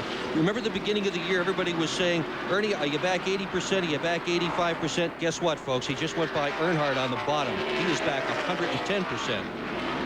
He's also 1 4/10 seconds behind the race leader, Dale Jarrett. So let's not get too overdone here, because Jarrett is still the man showing the way. Billy Standridge has just parked his car for the day. He is out of the AC-Delco 400, joining Robbie Gordon as the only 2 drivers in the garage. We'll be right back. Highway transportation provided by the Cedar Ridge RV Center, Branchville, New Jersey, featuring Winnebago Motorhomes. Call 1-800-988-4884 and find out why Winnebago is the choice of champions. Welcome back to the Rock, and welcome to the battle for 8th place right now. Terry Labonte and Mark Martin in their own private battle, while Dale Jarrett continues to lead the AC-Delco 400. The magic number, if you will, if we can use a baseball term here, the magic number is 60 laps. That's what Dale Jarrett needs to make sure, if he leads the next 60 laps, that would make sure he'd pick up the additional 5-point bonus for leading the most laps today. And obviously there are other variables that can come into play, but we're now within 60 laps of doling out that 5-point bonus, and that's just another piece of gravy that he's earning here today. Look at the 10 car come up on Ernie Irvin there. I told you Ricky Rudd's good. Look at him go in that corner. High, wide. Now watch it coming out of the corner, though. 28 will pick up the pieces, run right along beside him, going down the front straightaway. Irvin and Jarrett, the two Yates drivers, have both been running the bottom line in turns 3 and 4. It's been working until about this point. And the 10 car, Ricky Rudd and Dale Earnhardt, have been going through that turn upstairs, and they've been closing a little bit on both Ernie Irvin and on Jarrett by doing that, by running the higher line. We'll see if Jarrett and Irvin change their line and go upstairs. And there you see the interval, 2.188 seconds from first place Jarrett back to second place Ricky Rudd. Jarrett's just working traffic so very well today. You know, actually talk about brute strength and brute force. The man is downright getting through traffic too. There's Ricky Rudd. There he and Ernie Irvin battle. That's been a good one for second and third spot. Earnhardt and Cope, your top 5. Only retirees, Robbie Gordon and Billy Standridge. There's Dale Jarrett again.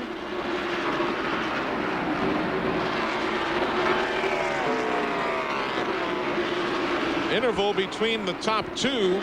What does 2.1 seconds translate to? Well, there's Jarrett, there's Rudd. That's what 2.1 seconds translates to on the racetrack. Caution on the Speedway. Caution now has problems for Dick Trickle. He has problems in turn number 2, and caution is on the Speedway for the 3rd time here today. It comes out at lap 216 as the Heilig-Myers Ford for Dick Trickle has problems coming out of the number 2 corner, and we are under yellow. So caution on the Speedway. As far as Jeff Gordon fans are concerned, he wasn't in position to make up a lap. So he remains a lap down and will restart in 17th position. There will be 15 cars that will be shown at this juncture on the lead lap, with Dale Jarrett showing the way. Now, most of the leaders all pitted around, well, they scramble it up between lap 172 to 180 and so forth. Jarrett came in at lap 174. So this will be a comfortable time for everybody to make a stop. Here comes all the leaders down pit road, led by Dale Jarrett.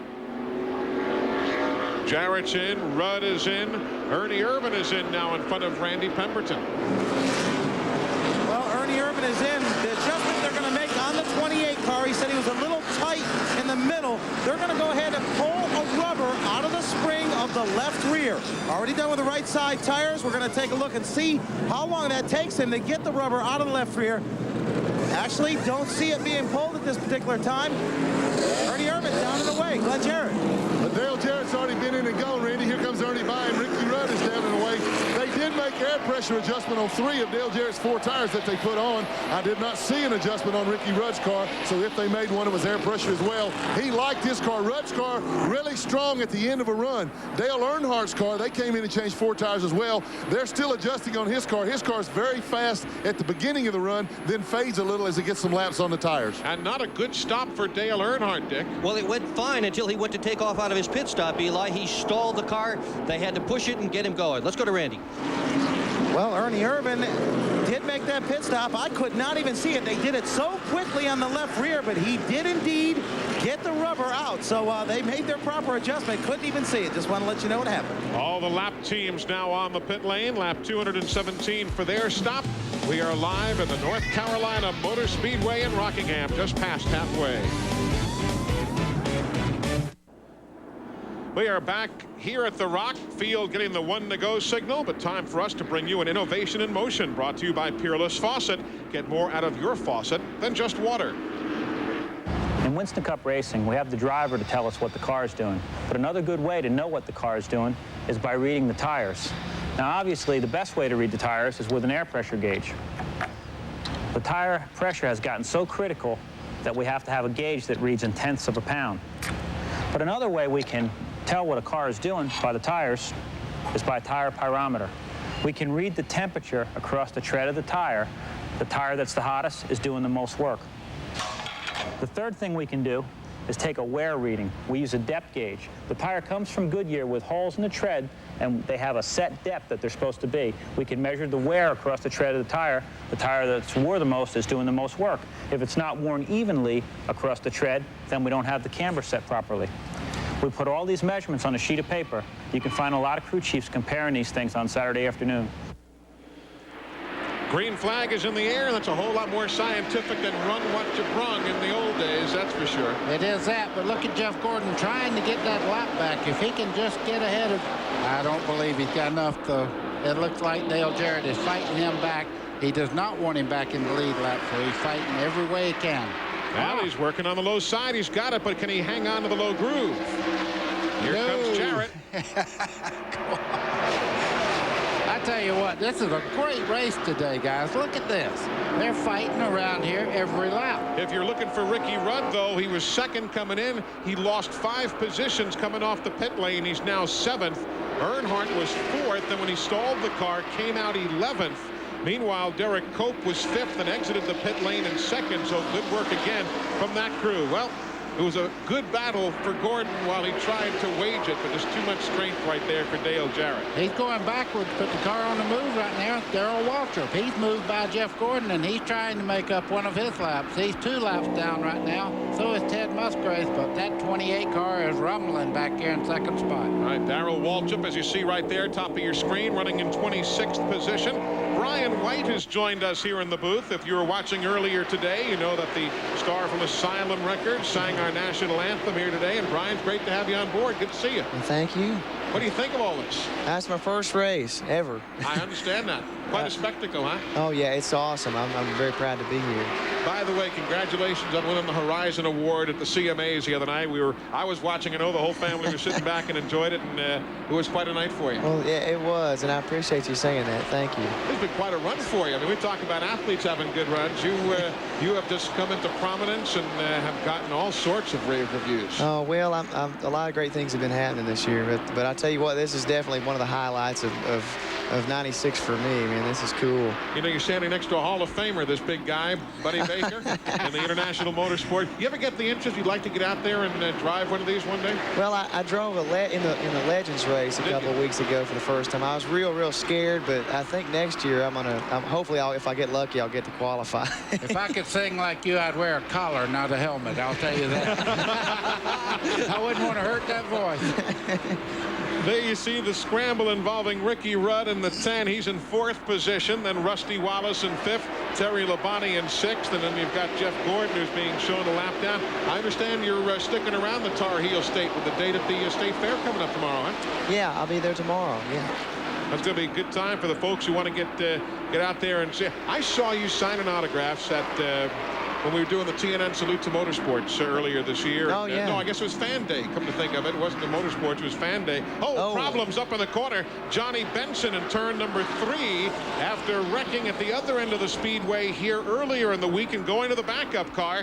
Has problems in the Pennzoil Pontiac in turn number 3. He was running in 31st position, and we're going under caution at lap number 229. You see Johnny is okay moving around, but a tough end to a tough weekend for that Bahari racing team. But I saw you there at Fan Day in Nashville, and you could barely breathe. You were surrounded by tons of folks, most of them young ladies, I might add. And they're all NASCAR fans. They are. I assure you. There again is the problem Benson had.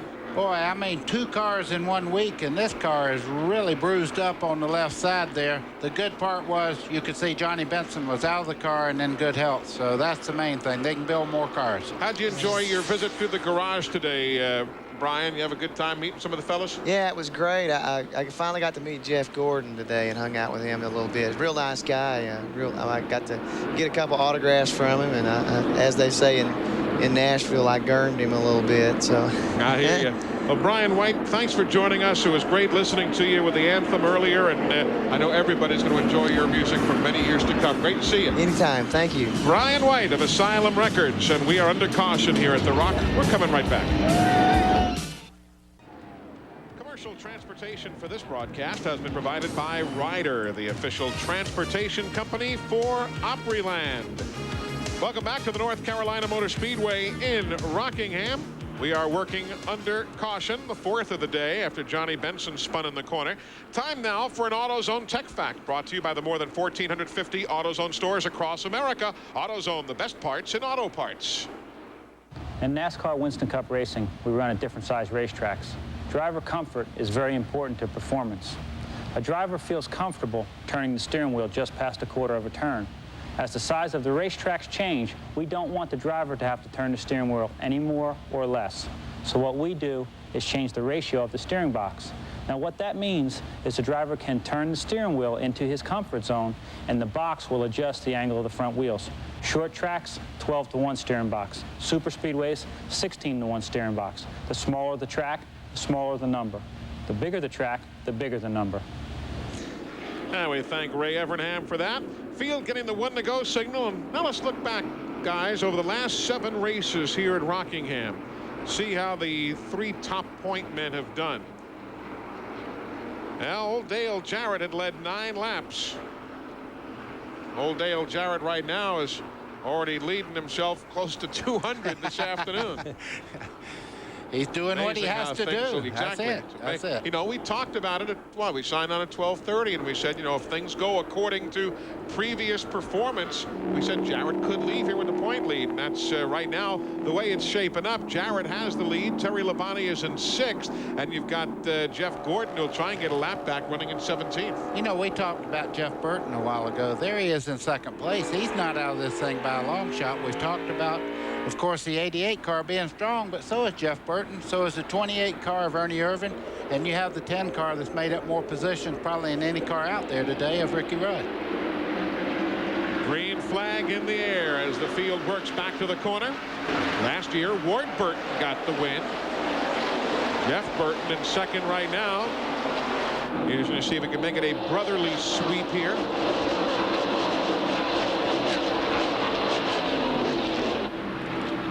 Lap number 234 on the board of 393. Jeff Burton having a great run today. He had a great run here last year in this same race, Eli. Finished 5th. That was his best finish of the whole year last year. Burton brothers both run this racetrack extremely well. What Jeff Burton would love to have right now, and he just got it, he got position on the racetrack to run that lower line. He was hung on the outside of Musgraves, who was trying to make up a lap, and now he can get down there and really scramble. But just for a second there, he was held up, and that was really helping Dale Jarrett build a little cushion up. Just wrapping up our 4th caution flag of the day. In the garage, Robbie Gordon, Billy Standridge, and Johnny Benson. Those are the 3 retirees this afternoon. There's a pretty good scramble right there. Middle of the pack battle. Not a comfortable way to spend a Sunday afternoon in that much traffic. That's from 12th on back. Lake Speed is in 12th. And there you see the rundown on top of the screen. Meanwhile, back up front, Jeff Burton has caught Dale Jarrett. See what I'm telling you, Eli? When you're up front, there's something about the aerodynamics of the cars. Even look at Burton really make a great move going into turn 1 and take over the lead. So Jarrett, who took the lead at 182, carries it through 238. At 239, it'll be Jeff Burton who takes over the top spot. Impressive run. for Jeff Burton. First lead he's ever had at Rockingham in his 6th race at this racetrack. Finished 5th, though, in the 1995 version of this race. Last year at this time, his brother's taking the checkered flag, and look at Jeff. I know he's got to be going, man, this might be my day. His car is working very well around the bottom of the racetrack. You can see right there, he's not giving up anything down the straightaway to any car out there. They've got Sterling Marlin, Mark Martin, Rusty Wallace in the 2. Battling there. Sterling not on the same lap. He is a lap down. How about old Tony Glover? 13 years with that team, and he is gone. He started the weekend working with them, and all of a sudden he wasn't in the garage area anymore. He's going with another team next year, one of the Felix Sabates cars apparently, and so they decided to part company right then and there. And I said to Runt Pittman this morning, the engine builder who is going to be doing some of the crew chiefing with team owner Larry McClure, said, who's calling the shots in the pits today if necessary? And Runt, with that little toothpick in the corner of his mouth, looked at me and said, well, I'll have to clean it up. But he said, heck, we've been in this business 25 years. We'll figure it out. Yeah, they will, too. That's a team that's got a lot of depth. They're going to miss Glover, no question about it. He soldiered that team on to a great deal of success, and I'm sure that he'll have success where he's headed. But this 4 team is not a team that's going to fall apart because any one member left. Not at all. You take a look at the rundown there across the top of your screen, and you'll see that the first 5 are all Ford Thunderbirds. Burton, Jarrett, Irvin, Rudd, Wallace. There, Labonte is your first Chevy. We're back in a moment.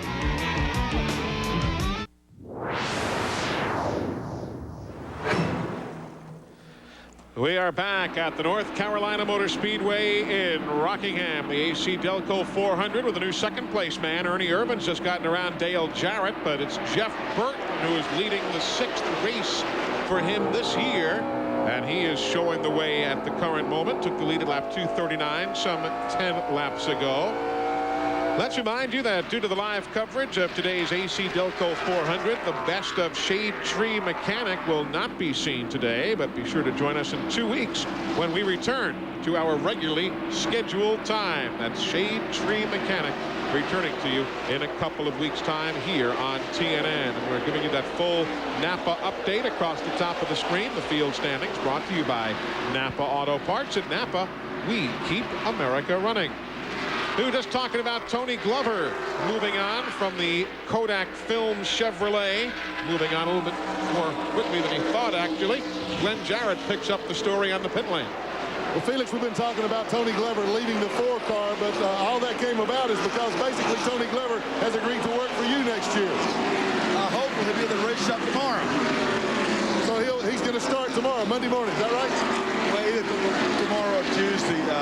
Larry McClure let him go so he can go start working this week to prepare for next year. So we're pretty excited about it. The whole team really is. Will he be working with the 42 car or the 40 car of Gordon for the rest of the year? No, he's going to stick to Robert Gordon the rest of the year and start working toward next year. Okay, as we've seen in Winston Cup racing so many times in silly season, drivers change cars at the end of the year to get in a head start of them next year. Crew chiefs do it just as well. So that's the story down on the pit lane. Meanwhile, on the racetrack, Ernie Irvin is now the race leader here at the AC-Delco 400. Takes over at lap 253.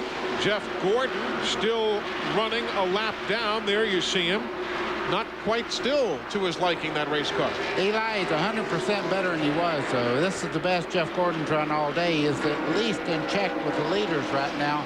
As you see right now, what we're seeing is some of the cars that were running extremely fast, like Jeff Burton, starting to give up just a little bit as the tires get hotter, and the cars that were leading now are going back to the front.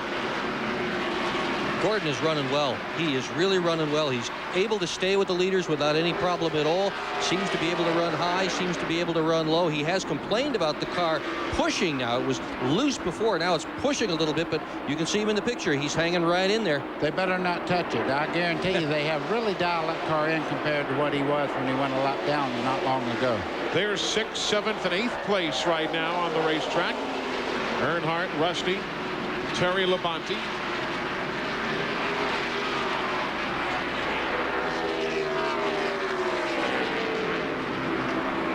255 laps on the board. The three-time winner is Dale Earnhardt here at the North Carolina Motor Speedway, but he has gone now 24 races in a row. First time ever in his career he's gone that long without a NASCAR Winston Cup win. Anybody but Earnhardt, they wouldn't be that concerned about it. But, you know, Earnhardt is just a constant winner and a constant leader. And for him to go that long without a win, hey, everybody's starting to point fingers. But you got to remember, he raced hurt for quite a while this year from a bad wreck in Talladega. Earnhardt goes 2 races in a row without a win, and there are people that get worried about it. Yeah, what's wrong with Earnhardt? Yeah. Back up front, you see Jeff Gordon still trying to gain some ground. He is not in 4th place, Gordon. He is still a lap down in 16th position, but trying bit by bit, Glenn, to get back to the front. Yes, he is, Eli, and as you guys said, it's the best the car's looked all day, but yet Jeff complains about it a little bit. He likes the feel of the car to be a little bit loose, a little bit freer, but Ray has been tightening the car up. Every time they've made a pit stop, they've made an adjustment to get it a little bit tighter and a little bit tighter, and even though it's not the feel that Jeff wants, it's certainly giving them the speed on the racetrack that is much, much better, a great improvement over what they were. You're right, buddy, they better leave it alone, or maybe make it a little tighter. Almost guarantee you they're not going to leave it alone. They're still going to try to make it better. Those guys just never give up. The car is never good enough to suit the Rainbow Warriors, and they will work on it in the next pit stop, I'm sure. That's 7th and 8th place on the racetrack now. Rusty Wallace here with 5 wins, 8 top 5s, and 11 top 10s in 25 starts. And of course, he finished 2nd here last fall, but 22nd here in the spring, and he yields that position to Terry Labonte, who now moves up a spot. The Iron Man of NASCAR Winston Cup Series racing, Terry Labonte. There you see Mark Martin. He and Jimmy Spencer. Spencer's in 10th, Mark's in 11th. Now they swap that around as they work the back straightaway. Earlier, Jimmy was in the top 4, if you're late in joining our telecast. Mark won yesterday in the Grand National race that was held here. He has won 4 out of the last 5 Grand National races held in the fall here at Rockingham Speedway. Absolutely dominating that division in 1996. Every time he runs, he wins, it seems. Hasn't won a Winston Cup race, though, here since '89. Eli, look at this scramble right here up front, though. You can see right now that Dale Jarrett has run the 28 car of Ernie Irvin back down. And the lap car of Jeff Gordon, he is really giving Rudd a hard time on the bottom side of the racetrack, trying to get back up to the lead cars up there to try to get back in the lead lap. Robert Yates has to be proud, but at the same time, he's got to be saying, all right, guys, be careful. There's Rudd in 3rd, then the lap car, Jeff Gordon. Jeff Burton is 5th in the X-side machine. Speaking of Jeff Burton, you can see he dropped off the pace a little bit. Maybe Buddy said, hey, drop back a little bit, save those tires for a long run, because he's able to keep up without really blistering himself around, hanging out, making the car loose by trying to lead the race, but he's sitting in a cushion right there, running very well. And of course, the Buddy that Buddy Baker is referring to is Buddy Parrott. We're not talking about yourself in the third person. I never saved a tire. You know, you start to think about Ernie Irvin. Since he won at Richmond, he was 36th at Dover, 12th at Martinsville, 36th at Wilkesboro, 37th at Charlotte. This would be a nice turnaround for him, wouldn't it? How about our side camera here? Just getting Ernie Irvin as we race down into turn 1. Ernie Irvin is your leader. We're riding here Dale goes Jarrett. Yeah, right on the bottom. Rudd's not done with this yet either. No, he's not. He is really strong today. So Dale Jarrett is the new leader of the AC-Delco 400. Takes it at lap 266. Good to see you. We're coming right back. We are under caution here at the North Carolina Motor Speedway in Rockingham. Derek Cope and Bobby Hamilton getting together on the back straightaway, and we are under caution for the 5th time here today. Pit stops for the race leaders. Let's go first to Randy Pemberton. Jeff Burton, the first one to hit pit road. What they're going to do to his car, he got a little bit loose, so they're going to make a track bar adjustment, which they've already done. Also, air pressure, a half a pound back in the right front. 4 tires going on. Burton's down the way. Glenn. We got a real bad pit stop for Ricky Rudd that had trouble on the right front. Dale Jarrett is in as well. Randy, he is down and away in 20 seconds. He beats everybody out. Rudd still in the pits. They're just now getting the left side jacked up on Ricky's car. They have had a miserable, miserable day in the pits here today. Rudd just can't believe it. Now, he stalled the car on top of it. He will be the last car on the lead lap to get out of the pits, and he came in first.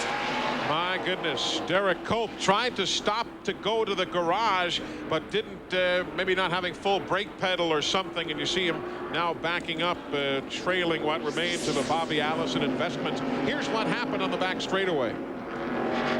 You see Cope there in the 12. You see Hamilton coming up. He tags him on the left rear corner, setting both cars sideways down the back straightaway into the inside wall.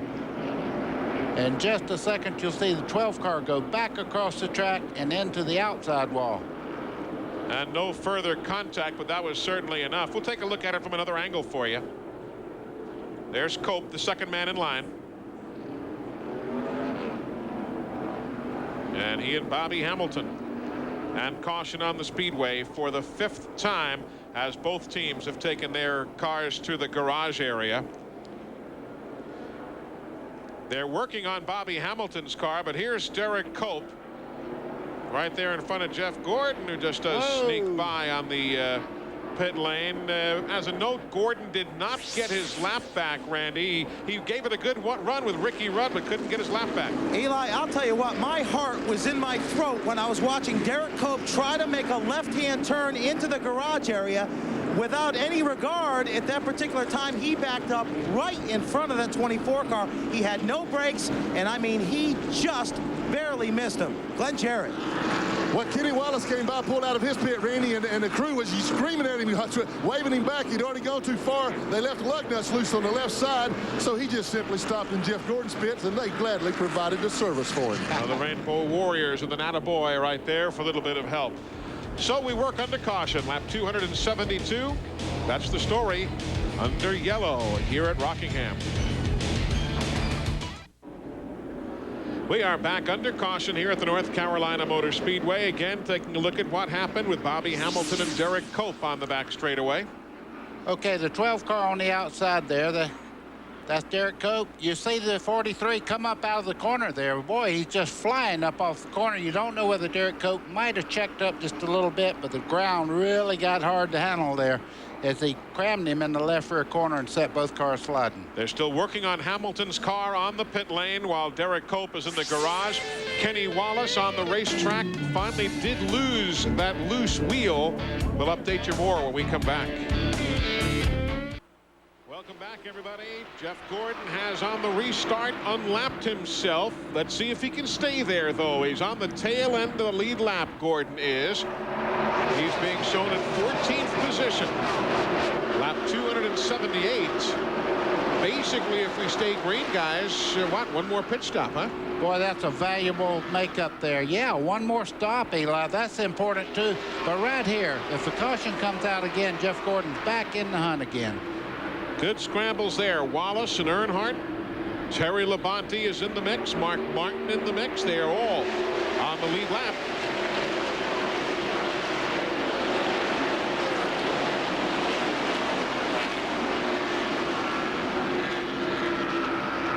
Among those battling for the NASCAR Winston Cup Point Championship, all have led at least one lap with the exception of Terry Labonte. He has not yet picked up a 5-point bonus, and Dale Jarrett has iced the bonus for leading the most laps. So that will be 10 points worth of bonuses for him here today. A dominating run. Don't think we've heard from Rusty Wallace, the end of him yet today. I don't think so either. He's been in the top 5 on every restart. The pit crew's doing a great job, and who knows how much Rusty Wallace is using the car right at the moment. He's a very, very cautious race car driver, and it looks like right now he's running quite well. You really don't know what he has till the last 25, 30 laps, I think. There goes Earnhardt around Jeff Bodine. Haven't talked much about Jeff today. He's a lap down in 16th position. Jeff Bodine is. 96, a much better year for Jeff Bodine than 95 was. He's led a lot more laps than he did in 95. He's just done better altogether. He had that win at Watkins Glen earlier this year, and he is certainly on the march and on his way back. Now Jeff Gordon trying to stay on the lead lap. Again, if you're just tuning in, that's not for the lead, but indeed Gordon trying to stay on the lead lap, but behind him, that is for the lead. Irvin and Jarrett. I guarantee you that Gordon's looking in the mirror and saying, go at it, guys. Those two team cars are racing each other right now for the lead. Jeff Gordon knows that both of them are a little quicker on long runs, and they're just waiting for the right time for Jeff Gordon to get a little bit wide, and they have the speed off the corner, I think, to take him, put him a lap down again. Meanwhile, Derek Cope has just come out of his transporter. He's done for the day. Randy's with him. Derek, a frustrating finish to a very good race car today, and a very good race for you. Well, thanks. You know, it's unfortunate for Babcock and Pilot because we had a good race car today. You know, I was kind of not so good on the start of the races with low air pressure, but once it built up, the car come back real strong. But we were waiting to the end of the race to start coming up on air pressure to really give them a shot for it. But unfortunately, it didn't work out. But all the guys have worked really hard, and you know, we just were real patient, and you know, it just didn't work out. Derek, quickly, what happened on the wreck, and then what happened on pit road? It was nearly an accident there as well. Well, you know, out there, I don't know, I went on the high side, and I think I was turned down to come off, and somebody clipped me from the behind on the left rear and spun us around. On pit road, I was just trying to get in here. I didn't think it was how much of a bad it was, and all of a sudden I realized I didn't have no brakes when I got right here. And then I couldn't stop the car, and then, you know, I didn't know if they were, I thought maybe they'd already pitted, so, you know, that's why I thought that. Luckily, we didn't hit nobody. Better luck, Phoenix. So Derek Cope's day is done. Jeff Gordon's lead lap run is done. But is Dale Jarrett's lead done? Yes. It happens that quickly. Ernie Irvin showing the way. Lap 287. Gordon drove the wheels off that thing trying to keep himself at the tail end of the lead lap. Just couldn't do it. Not strong enough for those Fords today. Jeff Burton also gets by in third spot. Look, Trickle bounced it off the wall. Heilig Meyer's team had problems earlier, brought out the third caution of the day, and they remain under green.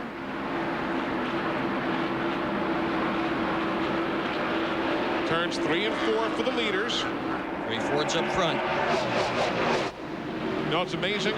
Team performances this year. We used to have to think of, you know, for so many years when old Junior Johnson tried it and stuff, it never worked. This year, you've got 12 wins among the Hendrick organization, 10 for Gordon, a couple for Terry Labonte. You've got 6 wins among the Yates organization. As you watch second place now, Jeff Burton making the way inside of Dale Jarrett. Not to mention even the second place finishes. You've got 18 races this year been won by team cars. But you know what the difference is, Eli? They're doing the team cars differently now than they ever did them before. It used to be you had 2 separate garages, the crews didn't talk to each other, and they were truly separate teams. And Rick Hendrick has really shown the way in trying to get everybody together and sharing technology, sharing information, and getting everybody to work together. But yesterday, Dale Jarrett was asked about, did you think that the Hendrick guys were going to gang up maybe on the Yates guys and try to mess up their chances for a championship? And Jarrett said, let me tell you what, when you get on the racetrack, it's every man for himself. And right now, the leader is Irvin. Burton is second. Jarrett is third. Dick Trickle's on the pit lane. Let's show you what happened up there in the corner. There he is on the low side, or excuse me, the high side of the racetrack. Oh, and he went up in front, but he went up in front of Presley there in the Cartoon Network car. Well, he had a problem before that. You can see it, the back of the car kind of wiggling around, and quite frankly, Presley just run right in the back of him because he had lost momentum. Rick Mast has taken his car to the garage area now, as the Hooters entry is the most recent retiree. Randy's got the story. Well, Rick, you took the hard left. Not the day that you wanted to while you were running, and now you're in the garage area. What happened? Well, it blew up, I guess. Something happened, burned a piston or something. But, you know, we were pretty good at one point, then we were real bad at one point. We had a bad set of tires. Our set wasn't matched right. Got the car real loose. I lost a lap. So then we're just trying to concentrate on being the lead car or being the first car one lap down. That's what we're working on for the end of the race, because there's not going to be but so many cars on the lead lap. So get a decent finish, and it blew up. So we'll get him at Phoenix. 2 more chances for Rick Mast. Of course, he'll be going to a new ride in 1997. So he's got Phoenix and Atlanta to stick this car in victory lane. Moving on to Butch Mock Motorsports next year, and the Remington Arms team thought it might be a better day for Pontiac, too. They had won 9 of the last 17 races here. Ward Burton won here last year in the Pontiac, but that's not to be, and you got to go well down in the standings right now to find your first Pontiac in the rundown. So you never know, and Rick Mast was their best one for the day, at least as far as on-track numbers, and he's in the garage done with engine problems. Eli, you could see just now with the in-car cameras that started down into turn 1, the glare going into turn 1 is beginning to be a factor. This is one of those racetracks late in the afternoon that you have a vision problem getting into the corner. Oh, trouble in turn 4. Scrambling. Oh, a couple of cars get together. That's the Cartoon Network entry. Lake Speed also spins around as things got tight off the corner, and we are under caution at lap 296.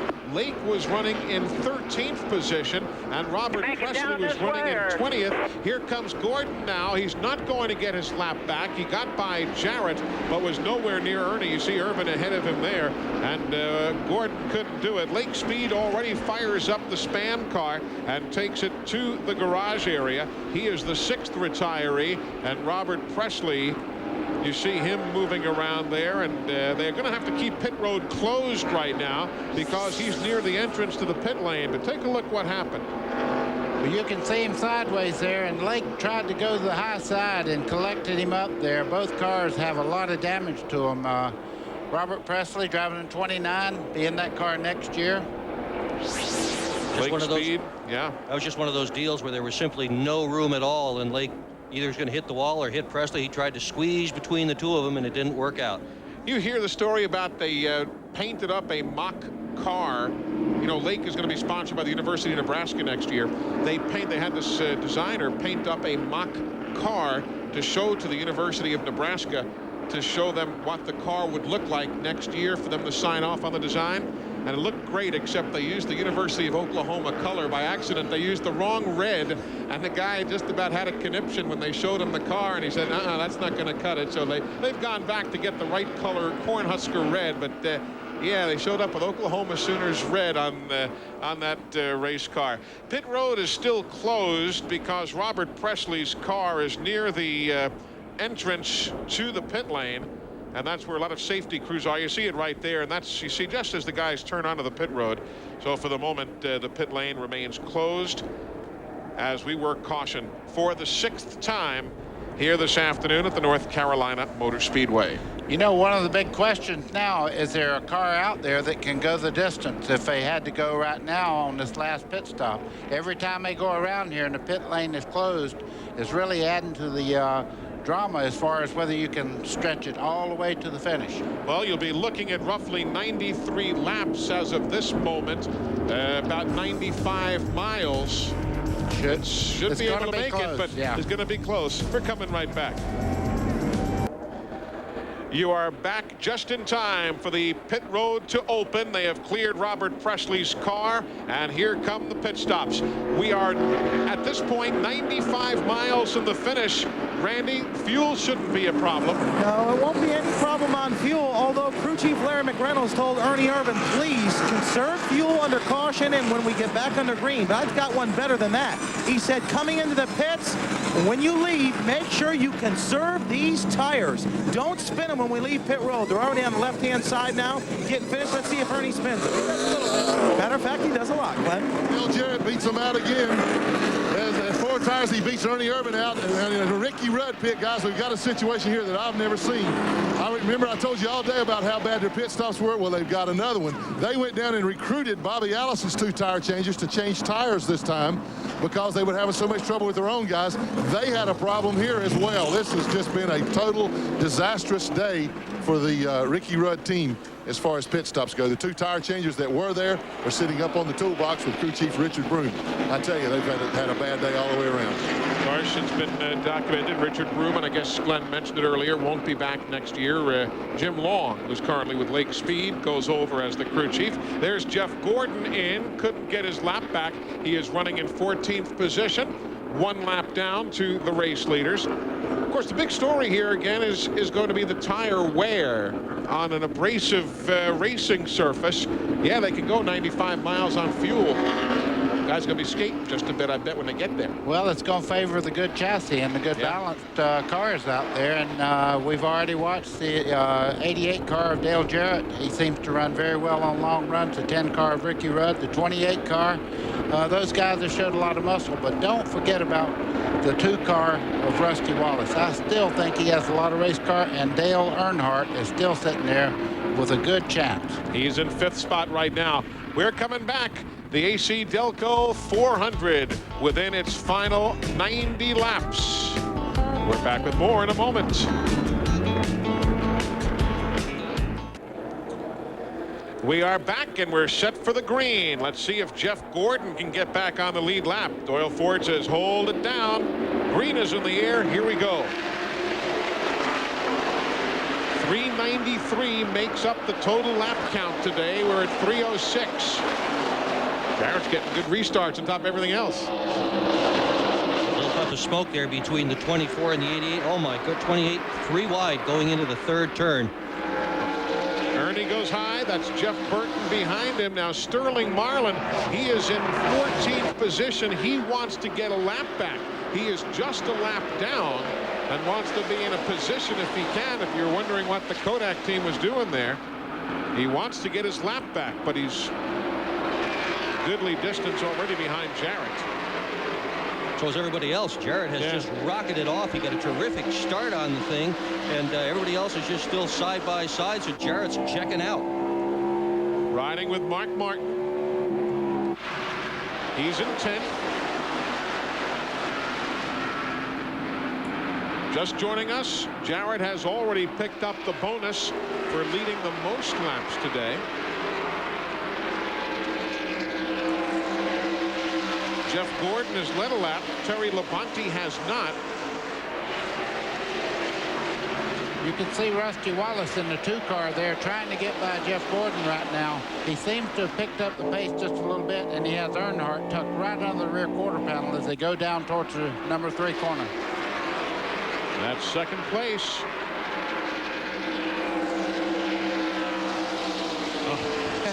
Close. Is that close?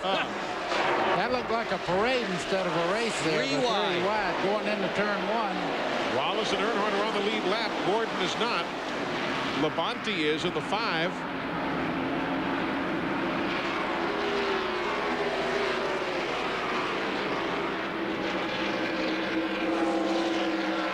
Heck of a race today. It sure has. One of the best runs ever for Jeff Burton, staying right up front through the duration of this event.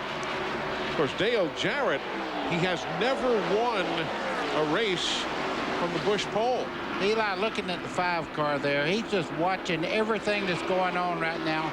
He's watching Jeff Gordon, who was leading the points going into this race. Look at the 5 car here. Look at this scramble. Whoa. Yeah, those guys all battling for positions. 9th on back. Hut Strickland, we've talked so little about him in the Circuit City car.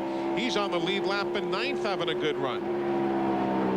Said this morning he thought he was just going to be so-so, maybe just okay. He's done a whole lot better than that. Michael Waltrip, he's on the lead lap in 10th, driving for the Wood Brothers. There he is, just to the left of Mark Martin. And that's quite an accomplishment. He is pitting out at the backstretch. They don't have room here at Rockingham for everybody out front, and pitting on the backstretch. Only one guy has ever even won from the backstretch, Neil Bonnet. So Waltrip and his crew have done a terrific job today.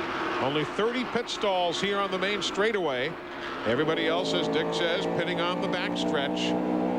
I'll tell you, Glenn, you've been out there, you've driven. Those restarts when guys are trying to give and somebody was the meat in the sandwich there, it was a heck of a battle. Oh, absolutely, and I was always the guy that had to give because I had the slower car.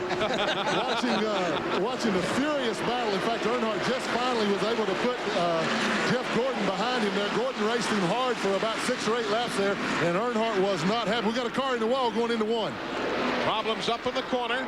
As Bobby Hillen has problems, along comes Wally Dallenbach, who tags a third car on the low side of the racetrack, and we are under caution. Caution at 3:14. The Kmart machine there on the low side of the racetrack with Jeremy Mayfield. At first blush, he seemed to be the innocent bystander there. Bobby Hillen in the 77, little fire underneath there. I can't wait to see the replays because it's looking directly in the sun and it's hard to see. You see Hillen getting out of the car, seems to be okay. We'll take a look at it again. Jeremy Mayfield was involved. Here comes Dallenbach. Watch Wally there, the 15. Oh, well, Mayfield came back up the banking there. Nothing Wally could have done. For the record, Sterling Marlin did not get his lap back. Gordon was not in a position to try and do so, so there was no change up front. See Jeremy Mayfield getting out. He's in the black and white suit there. He seems to be just fine. We saw Hillen climb out. Taking the walk to the ambulance. They make you go to the infield care center if you hit the wall here. That's mandatory. You don't really have a choice. You have to go and have a check over because a lot of times you're still stunned and you don't realize you have an injury for just a little while, and then all of a sudden you realize you're really hurt. So they make you go to the infield care center. Unless you can drive the car off. You can hit the wall. If you can drive the car away, then you're Bobby okay. Hillen just did. If he drives that car away, I tell you what, you can have my spot over here on the right. All right, what's the strategy now, Randy? What are you hearing? We're at lap 316 of 393. We know fuel's not a problem. You wouldn't think. What's the story? No, absolutely not a problem on fuel. I'm down here in the 28 pits. These guys are ready. Larry McReynolds currently talking to Ernie. He said he keeps telling them to conserve fuel, but pit if the leaders pit. And they will come in and get 4 tires. So they're just kind of waiting. It's going to be monkey see, monkey do. So I guess the 88 is the leader, so he'll determine that. Ernie says the car's a little bit tight for the first 10 laps. Glenn, you got anything? Well, Randy, is pit road open right now? No, fellas, it's really not because the back pits are still closed. That's what I thought. Because of where the accident took place. Yeah, we're seeing the cars that still go by. So the main monkey number 88 stayed out there because he had to. They are ready to pit right now. They say that they're coming in. They're not going to take any chances whatsoever. And Randy's absolutely right. If they do come in, I think everybody else will. Ricky Rudd on the other side of Dale Jarrett's pit here. They're all ready. Everybody's standing on the wall with the tires. The air gun's ready. So I think we're going to see them in here. I wonder who's going to be the first guy to tell Dale what Glenn just called him on television. We are under caution, lap 316 here at the North Carolina Motor Speedway. We appreciate you folks looking on. We're coming right back. Next weekend, lots coming up here on TNN Motorsports, and it all begins on Saturday. NHRA Budweiser Top Fuel Classic, the season finale out in Pomona, California. Then Race Talk on the air at a special time next week, 10 o'clock p.m. Eastern Time. We'll be live at Thule's out in Phoenix, Arizona. And, of course, on Sunday, NHRA Today. That'll be live from Pomona at 1 o'clock Eastern Time. Then we'll all be on hand at Phoenix for the Duralube 500, next to the last race for the NASCAR Winston Cup teams. That'll be at 2 o'clock Eastern out in Phoenix. Then the NHRA Winston Finals live from Pomona, 7:30 Eastern Time, all right here on TNN Motorsports. Hope you can make your plans to join us. Talk about a jam-packed weekend. That's what we got coming up for you next weekend. Well, the pits are still closed. Field coming down off turn number 4, and again the back pits are not able to be opened, hence they can't open the front pit area. Earlier this week, finally tire testing taking place at one of NASCAR's newest racetracks. Let's take you to Texas. There used to be nothing at the intersection of Texas Highway 114 and 35W, but Mark Martin was at that intersection on Monday and Tuesday for a tire test at Texas International Raceway. Oh, it's a beautiful facility. It's like nothing I've ever seen before. It's really exciting. The racetrack is going to be a challenge for Goodyear, and I think it's going to be a challenge for the competitors. The banking going into the corners seems to start later than it does at Charlotte, and the cars are kind of uncomfortable entering the corners, and So, you know, we got our work cut out for us, but it sure is going to be spectacular. Mark Martin talking about NASCAR's newest track while we are at the North Carolina Motor Speedway, which opened in the fall of 1965 and became the 5th super speedway to get a permanent spot on the schedule.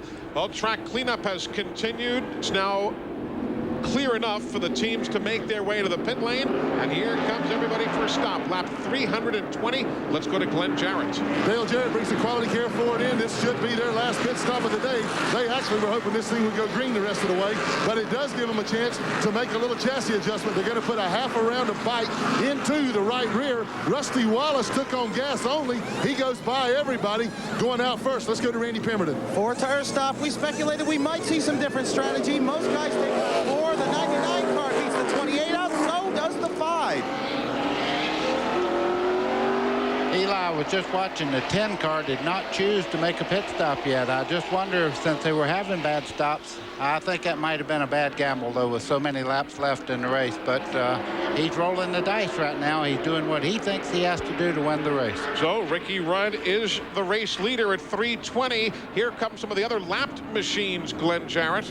Well, Jeff Gordon's coming down the pit road, and guys, the reason that Rudd didn't pit is because they have had such terrible pit stops all day. They didn't want to take a chance on giving up the track position. There's only a few laps on his tires, so he really didn't have anything to gain. Gordon comes in. He's way down pit road there. This will be a 4-tire change. Back up top to you, Eli. Everybody making their stops, and we are going to stop as well for just a moment, then come back in time for the green. We are at lap 321. 393 make up the distance in the AC-Delco 400. Well, we are back looking from high overhead, the North Carolina Motor Speedway. And this is going to be interesting right here. This restart, Ricky Rudd did not stop. You had a 2-tire stop for Rusty Wallace, a 2-tire stop for Hut Strickland before you get to Dale Jarrett and the rest of the fellows who came in for full stops. So that means that Jeff Gordon and Sterling Marlin now have a golden opportunity handed to him, Dick. Well, yeah, they do, but, you know, Gordon as well has had a very tough time with Dale Jarrett. Let's see what he can now do with Ricky Rudd on these restarts. Gordon did take on 2 tires. We'll see if it was enough. But right now, Ricky Rudd got a great jump as they go down into turn 1. He's leading as they start off turn 2 and down the back straightaway. Gordon's a lap down. Wallace is on the lead lap. Rudd is the leader. There's Sterling Marlin. He is a lap down. Here comes Rusty Wallace up under Gordon down the front straightaway as they head into turn 1, Eli. Gordon just can't get that lap back. All day long, he's been trying to get that lap back. That's all he's down, 1 lap. And to get back in contention again, all he had to do was beat somebody, Jarrett or Rudd, on a restart. He hasn't been able to get her done. Well, those lapped cars are also running for position now, guys. Gordon's 13th, Marlin is 14th, Jeff Bodine is 15th. So while we watch the overall big picture of trying to get back on the lead lap, they're also battling for position amongst themselves. Well, the big question right now, there was only a few laps run when Ricky Rudd got the caution just a second ago, did not take on any tires. You see Rusty Wallace in second there. He did take on 2 tires, but he don't seem to be closing in.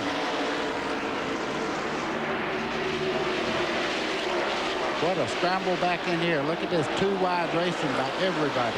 Now, these are all the guys who took 4 tires, so they're faster than some of the cars in front of them, and there is indeed a scramble, quite a jam up behind Ricky Rudd and Jeff Bodine. You see up front there in the 99 of Burton.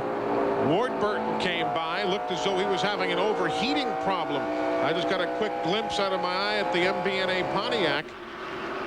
He might be having an overheating problem. Looked like Michael Waltrip scrubbed the wall coming out of turn number 2 moments ago. Things getting a little squirrely out there now as we work towards the finish. That's Hut Strickland there. You see just a little bit of Circuit City there. You see City as Mark Martin tries to work on the inside. They head down the front straightaway. All had a super run today. Yeah, all the success Mark Martin has had this year, it just seems hard to believe he's gotten this deep into the season without a Winston Cup win. IROC win, IROC champion, truck win, 7 wins in the Grand National cars. Hasn't won in Winston Cup. Yeah, you could have gotten my money on that one. Yeah, mine too. That's for sure. Yeah, I rode in with Preston Miller of Ford this morning, and he was Preston's pick. Preston said, oh, Mark's got it. He's real strong today. Keep an eye on that 6 car where we have been. He's had some decent runs at Phoenix, though. He'll be very much part of our storyline next weekend, I'm sure. I'd had a great run in Darlington. Had a chance to win just before Gordon got by him with a few laps to go. He had a heating problem, but you can see he's losing ground now as Mark Martin's motor's off in the distance. Bobby Labonte is in that mix there. Dale Earnhardt is in that mix. They are 18th, excuse me, they are 8th, 9th, 10th, respectively, with Hutch Strickland as well. Here comes Earnhardt. Hutch choosing that high line right now, and with fresh tires on the right side. A lot of these cars are running much quicker on the bottom side. Earnhardt and Strickland got together there. Or if you all remember here in February, Earnhardt and Bobby Hamilton had their much ballyhooed tangle here. That's the same car that won in February that Earnhardt brought here today. Lap 332. There's Jeff Burton. He's just gotten around Rusty Wallace for second spot now, behind Ricky Rudd, the race leader. Now the interval from Ricky back to second place is 1 4/10 seconds. Sterling Marlin there trying to get his lap back. We told you Sterling is in 13th, a lap down. Eli, this gamble looks pretty good right now. Wouldn't this be something if he had all those problems on his pit stops and ends up using pit strategy to win the race? Well, you know, most of the races are won by strategy. You've watched Ray Evernham choose not to take tires at Charlotte one time for Jeff Gordon, and it just was the thing that he needed to win the race. And right now, the 10 car is doing just what he has to do, and he's running well. I would love to have heard the conversation. No, I'm not coming in. I would imagine that was probably between the two of them. They agreed on that way back in. We have Jeff Burton running along there super well right now in second spot also. Let's go to pit road. The guys are putting a watch on the separation between Rudd and Dale Jarrett. Dale was leading coming into this thing, and he didn't want to see a caution flag. This time he got it. He got a mismatched set of tires. The car just has not hooked up to the racetrack again, so they'd like to see another caution. They are not happy at all. First time today we've seen long faces down here in the 88 pit. He just took over third from Rusty Wallace, but he's really going to have to pedal hard to catch the 99 and the 10, particularly as good on long runs as Ricky Rudd is. Just a bad set of tires, as they put it in racing terminology, for Dale Jarrett. Meanwhile, Jeff Burton was 1 4/10 seconds behind, then 9/10 of a second behind. Now he's just 8/10 of a second back. So Burton is beginning to systematically cut down the lead of Ricky Rudd. He is, and he's running a very, very close line around the racetrack. You can see him running right on the bottom of the racetrack just as he goes through there. You can see the 99 as he goes by Sterling Marlin and sets his sight on the 10 car of Ricky Rudd. Sterling again is a lap down if you're just joining us. Mark Martin and Rusty Wallace, 6th and 7th place as we ride with Mark. 25 degrees of banking in turns 3 and 4. 22 degrees at the other end of the racetrack, turns 1 and 2. Bobby Hillen with a water pump problem as the aftermath of the accident earlier. He's gone to the garage. 10 retirees thus far. Robbie Gordon, Billy Standridge, Johnny Benson, and Derek Cope. Rick Mast is out. Lake Speed, Robert Presley, Jeremy Mayfield, Wally Dallenbach, and Bobby Hillen. Look at this side-by-side running there. That's Bobby Labonte as he goes just barely by Rusty Wallace now. He's run a very conservative race so far, but he is able to move up in the standings as we talk. There's the leader, and right behind him, Jeff Burton beginning to creep into the picture. There's the separation, first to second. We are at lap 341 of 393. We're coming right back to the Rock. Today's exclusive coverage of the AC-Delco 400 on TNN is brought to you by the more than 1,450 AutoZone stores across America. AutoZone, the best. best parts in auto parts. And by the UAW International Union and General Motors Corporation. Assembly line to finish line. Teamwork wins. Welcome back, everybody. These aerial shots from the Rock being brought to you by our friends at Duralube and our aerial cam. We thank them so much for their involvement. They are bringing you some fine, fine shots of this battle for the lead. It has been eaten into lap after lap after lap by Jeff Burton. Burton led from lap 239 to 252. The only time he has led here today. But he wants to get it right back. Eli, these drivers are changing their line almost every corner right now, looking for some advantage. You'll see Burton right there running the low line. As the 10 car of Ricky Rudd goes very high, they come off almost identical down the front straightaway. Now watch the variation in the line as they go in the next corner. Of course, they got a lap car there, but watch this. Ricky's right up rim riding, and you see the 99 car Burton fighting really hard to stay down low. You're riding with John Andretti. He's giving us these pictures from the RCA Ford. He's been in the wall a couple of times today, Andretti. 43 and the 75 right now. We need to stay ahead of the 43 and the 75. 10-4, copy. We listen in to John Andretti being updated on where he is in the standings and on the racetrack. Just ahead of him, that battle for the lead. Of course, rarely do you see anybody go a full now 400 miles, the old 500 miles, without experimenting with different grooves at this racetrack. I can't remember any guy just finding a groove and getting it done all day.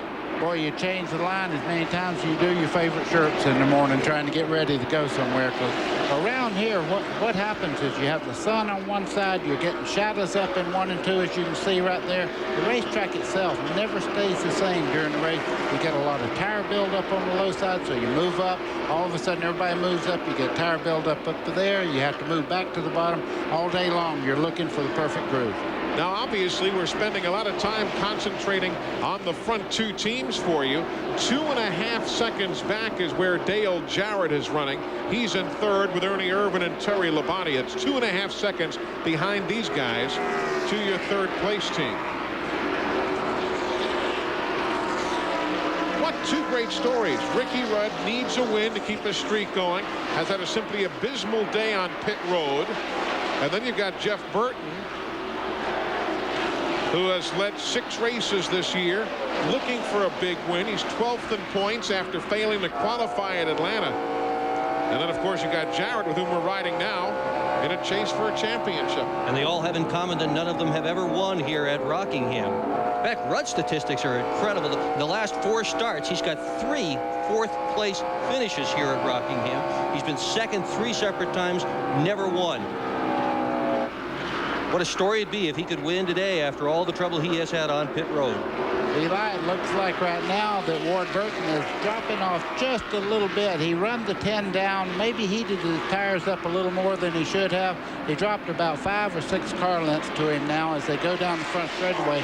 Ricky Rudd is running a very consistent line around the racetrack. Randy, what do you have from your vantage point? Well, he is, but Jeff Burton is learning. He's learning how to run up front. He's learning how to win, and one day he will. He just said to his crew chief, Buddy Parrott, it looks like we have the 88 covered. Right now, guys, I'm just riding. It feels good. He thinks that if they don't catch another caution, he's going to go to victory lane. Well, we'll just have to wait and see. Could well happen. We will have to wait and see. There you see the Ernie Irvan 28 machine, the 5 of Labonte, the other car in the picture, Sterling Marlin, not on the lead lap. He's in 14th spot, a lap down. Down the back straightaway. Having to deal with that lap machine. Sterling's been fast, just got himself a lap down early and hasn't been able to make it back up again. Story is several of the best cars and teams here today. See Ernie Irvan there getting into turn 1 just below the 4 car with Sterling Marlin. Right up there is Terry Labonte also, making up some valuable points on Jeff Gordon right now. And so far, the way this race has gone, there's not any big shakeup in the point standings. This whole thing is perfectly liable to go right back to Phoenix next week. There's a 10th place battle right there. Oh, Hutt and Jimmy, they've been around the lead all day. I was fixing to say that might be a little paint hip-swapping going on there, because I'll tell you one thing about Hut Strickland. He's just as tough as Jimmy is, and they bumped just a little bit coming out of the corner just a second ago. That don't bother either one of those guys. They love competition. Anybody who learned how to race by trying to pass Red Farmer on the outside has no trouble dealing with Jimmy Spencer, who himself, we all know, has brought his element of excitement to the racetrack. There's a spread again between Labonte and Ernie Irvan. Point standings as of this very second. Of course, the race isn't over, nor is the season, but that's how things are stacking up at this moment. Ricky Rudd's showing the way. Just 34 laps to settle the AC-Delco 400.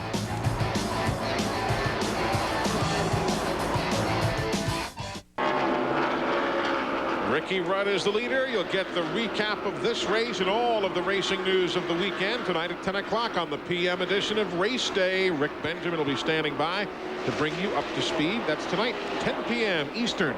Race Day here on TNN Motorsports. Glad you're with us. Eli Gold, Dick Bergman, Buddy Baker, Glenn Jarrett, Randy Pemberton, the entire TNN crew on hand, watching Ricky Rudd trying to go from lap 300 to the finish. No problem on fuel, but making those tires last. Eli, he's stretching the lead right now. He's running a high line around the racetrack. He's not leaning on the tires really hard like a low line will make you wear the tire a lot quicker. I think Ricky Rudd's figured this thing out. If they don't have a caution, he's on his way. There he goes around Kenny Schrader. Now back to the second place battle of Jeff Burton and Dale Jarrett. Remember, Burton reported on his two-way radio earlier that he had Jarrett covered. Well, that obviously has changed just a tad as Jeff Burton has backslid and Dale Jarrett has caught him. He meant for the moment, I think. Certainly not right now, because the 88 car of Dale Jarrett probably is the fastest car on the racetrack, but he lost a lot of time just getting the tires back where they suited him. Lake Speed has returned. He is 68 laps down on the racetrack, but he is back nevertheless on that spam milling team. Buddy Parrott, good look at him. He is the Western Auto mechanic of the race, calls the shots for Jeff Burton. Our congratulations to him and the folks at Western Auto. Make a donation to a crew chief that they select each and every week. The Western Auto mechanic of the race, Buddy Parrott. They're second. That was quick enough, Randy. Yeah, every time these guys race, these young guys, they learn. He's got a good race car, does Jeff Burton. When he said he might have had him covered, that's something that he can put in his cap and he can remember for future races. It might be there on lap 20, it might be better on lap 30, but you got to go the whole tire run. And I'll guarantee you, Jeff Burton just learned a little something right there. He had a good car for early on in that tire run, but he did not have Dale Jarrett covered. Now, though, the story is, can Ricky Rudd hold on to the lead? Does he have fresh enough tires to get the job done? There is Ricky working into the corner. His advantage on second place, 3 1/10 seconds. We're back in a moment. Another big thank you to the folks from Duralube, but they're helping out on the aerial camera and their coverage of the AC-Delco 400 here at the North Carolina Motor Speedway in Rockingham. Nobody has left their seats because we've got a great story developing here. Ricky Rudd, we've said time and again, trying to keep his personal streak alive of winning at least one race in a row over the last number of years, 13 years in succession thus far. But again, pit stops were so much a problem for that team earlier. They finally said, the heck with it, we're not stopping anymore. And as smart as that decision was, you know, it's incredible. Richard Broom doesn't know where he's going next year. He just knows that he is leaving Ricky Rudd's team. He's been 13 years in Winston Cup. He's been racing 33 years. He's talked about maybe starting a drag racing team. He's not really sure where he's going to go, but he certainly is sure that he is tired from the amount of pressure that Winston Cup racing brings. I'll bet this invigorates him some. I would expect. Laps winding down as you see just 16 remaining. You know, Eli, we're talking about Ricky Rudd on easy mission right now, but he's running up behind a lot of lap traffic right now. He's got to be really careful not to give this race away by a mistake. Let's analyze this another step further, guys. Everybody pitted at lap 300. Ricky took on tires at that time.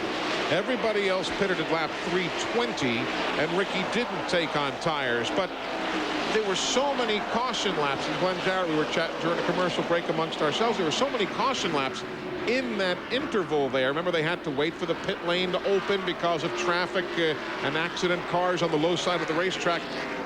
How much extra wear and tear really might there be in those 20 laps? Well, maybe not as much as it sounds. It was 10 green and 10 cautions, and under the caution, you do not wear tires. All you do is just make laps. So he was on about 10 lap tires there, and apparently it was the right decision. We can't second guess anything that put him this far in the lead. Lake Speed's called it a day. Just 14 laps from the finish. He came out, made a few more laps after being 68 down, and now he's parked it for the rest of the afternoon. Let's also give some credit to the driver of that number 10 car, Ricky Rudd. And remember in the years when they said that he was absolutely the master of the road courses? Well, you have to be smooth and you have to have good rhythm to do that. And all the tire guys at the Goodyear building were saying that's what was necessary in order to run well here. Smooth and have rhythm. Here's a guy that can drive with both lap after lap after lap, and it surely has paid off today. He's actually either pulling away or Jarrett is backing up a bit. It's now 3 7/10 seconds from first place back to second. Largest lead Ricky's enjoyed all afternoon. Eli, when you're in the lead like that, of course, when you go by the flag up here, the flagman is working, telling the traffic to move over. The lead car is coming. It's a great advantage once you get way out in front like that. They don't give the passover flag for the cars that are back a half lap or so. And for Jarrett, he's having to pick his way through traffic where the lead car's getting the addition of the flagman helping him.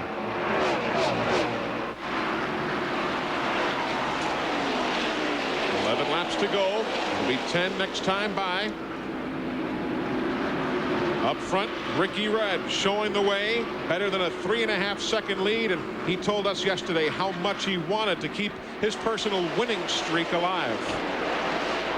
You know, it's a streak that not many people can have to brag about a little bit or have under their belt, and would love to keep it going. Working awful hard. You know, we roll into every racetrack trying to win every event. We've come up short all year. We've got a couple of second place finishes. We got a third, but that's about the best we've done all year. So it's getting that time of year that, man, I'd love to keep it alive. We're working awful hard. We've got 3 chances at it right now. Meaning today, next week in Phoenix, and the season finale in Atlanta, but dating back to 1983 when he won for Richard Childress. Then every year that he drove for Bud Moore, both years he drove for Bernstein. Every season he drove for Rick Hendrick. There were 4 of those. And now the last 2 years, and this being 96, his 3rd year driving for his own Rudd Performance Motorsports team.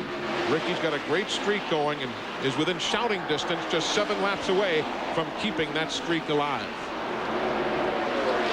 It would be his 17th career win as he goes by last year's winner here in the fall, Ward Burton. Ward had his spot there down on high. As you can see, he went right across. Oh, a little bit of contact there. What happened is Ricky went by Ward Burton, kind of slipped a little bit, went way up the racetrack. Everybody checked up, and that was the chain reaction that you could see there. It's not the car Ward Burton won with here, by the way. The car's in the museum. Much to the driver's chagrin. He's got a 2nd, a 5th, and a 7th with the car that he won with here in addition to that win. There's 3rd place as we have 5 laps to go now. There's your 3rd place battle. Again, it is Rudd, then Jarrett, Jeff Burton, Terry Labonte and Ernie Irvin. Bobby Labonte is now in 6th. Mark Martin 7th. Rusty Wallace 8th. Earnhardt is 9th. Jimmy Spencer is 10th. Hud Strickland is 11th. Then Jeff Gordon in 12th. So there in that list, you've got all the fellas battling for the NASCAR Winston Cup Championship. It is a good 3rd place scramble here. Here comes the Iceman. Boy, is that important to Terry Labonte also, right up front in the points. And of course, one more position closer to the front. up near the top of the finishing order in each race. The points drop off by 5 from one position to the next to the next. When you get down around 7th place and the points start dropping off 4 a position, then eventually they drop down to 3 per position, the breakdown. Jeff Gordon, you just mentioned, being shown in 12th spot. One thing is clear, unless this race ends right now, and even if it did, he would relinquish the point lead. That's the only thing we're sure of. That's how it looks at this very second. Boy, oh boy. You know, every race has something you remember, and that pit stop that Ricky Rudd did not make, that's the whole picture of this. He come out, he was out there, he didn't have to come in, he didn't have any mistakes to be made other than great track position, and that's why he's out here. But I think he's the fastest car on the Speedway, period, anyhow. White flag is in the air for Ricky Rudd. There he is. He comes across the stripe. Final time around the 1.017 mile North Carolina Motor Speedway. It is going to be interesting to hear what Ricky has to say in victory lane. 14 years is what he's going to say. His 17th career win, the 10th win of the season for Ford. Ricky Rudd back in victory lane for the 14th year in a row. And what an unpredictable and unusual day for him, as Jarrett finishes 2nd, Labonte 3rd, Irvin 4th, Jeff Burton 5th, Bobby Labonte 6th. Ricky Rudd's kept his streak alive 14 years in a row. He has won at least one NASCAR Winston Cup race. We'll talk to him as soon as we return, and lots more yet to come from the North Carolina Motor Speedway. You never know in this business. That's why we run them on Sunday. We're coming right back. Welcome back, everybody. The checker's in the air, and it is all over. Ricky Rudd is in victory lane here at the North Carolina Motor Speedway. When we were with you at Pocono back in June here on TNN, you saw Ricky finish 2nd that day, and that was his best finish of the season prior to this victory. And yeah, I knew we'd see a smile about a mile wide. 14 years in a row, Ricky Rudd has managed to make himself a fixture in a NASCAR Winston Cup victory lane. 3.397 seconds is the margin of victory, and that'll be the 15th win for Ford at the Rock. Ford and Chevy were tied for the most wins each with 14 coming in, but Ford now with 15. And let's go down to Glenn Jarrett. He's in the middle of the celebration. Oh, it's a big celebration, Eli, giving high fives to the crew with all the trouble they had. This has been a great finish to what started out as kind of a bad day. First of all, Ricky had to explain to his wife, Linda, why he couldn't get to victory lane. You know how it is with husbands and wives. When husbands get lost, they just can't describe to their wives what they've been trying to do. Ricky, what a great day, and at the end, what a great decision not to pit. Best pit stop you never made.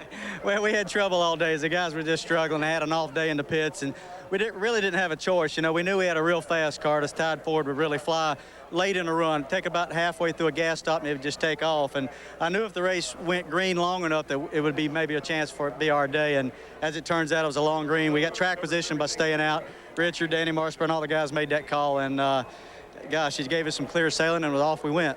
Well, you're 1 for 39 at Rockingham now. 39 starts, your first victory here. But most importantly, you kept that streak alive. I know that was on your mind.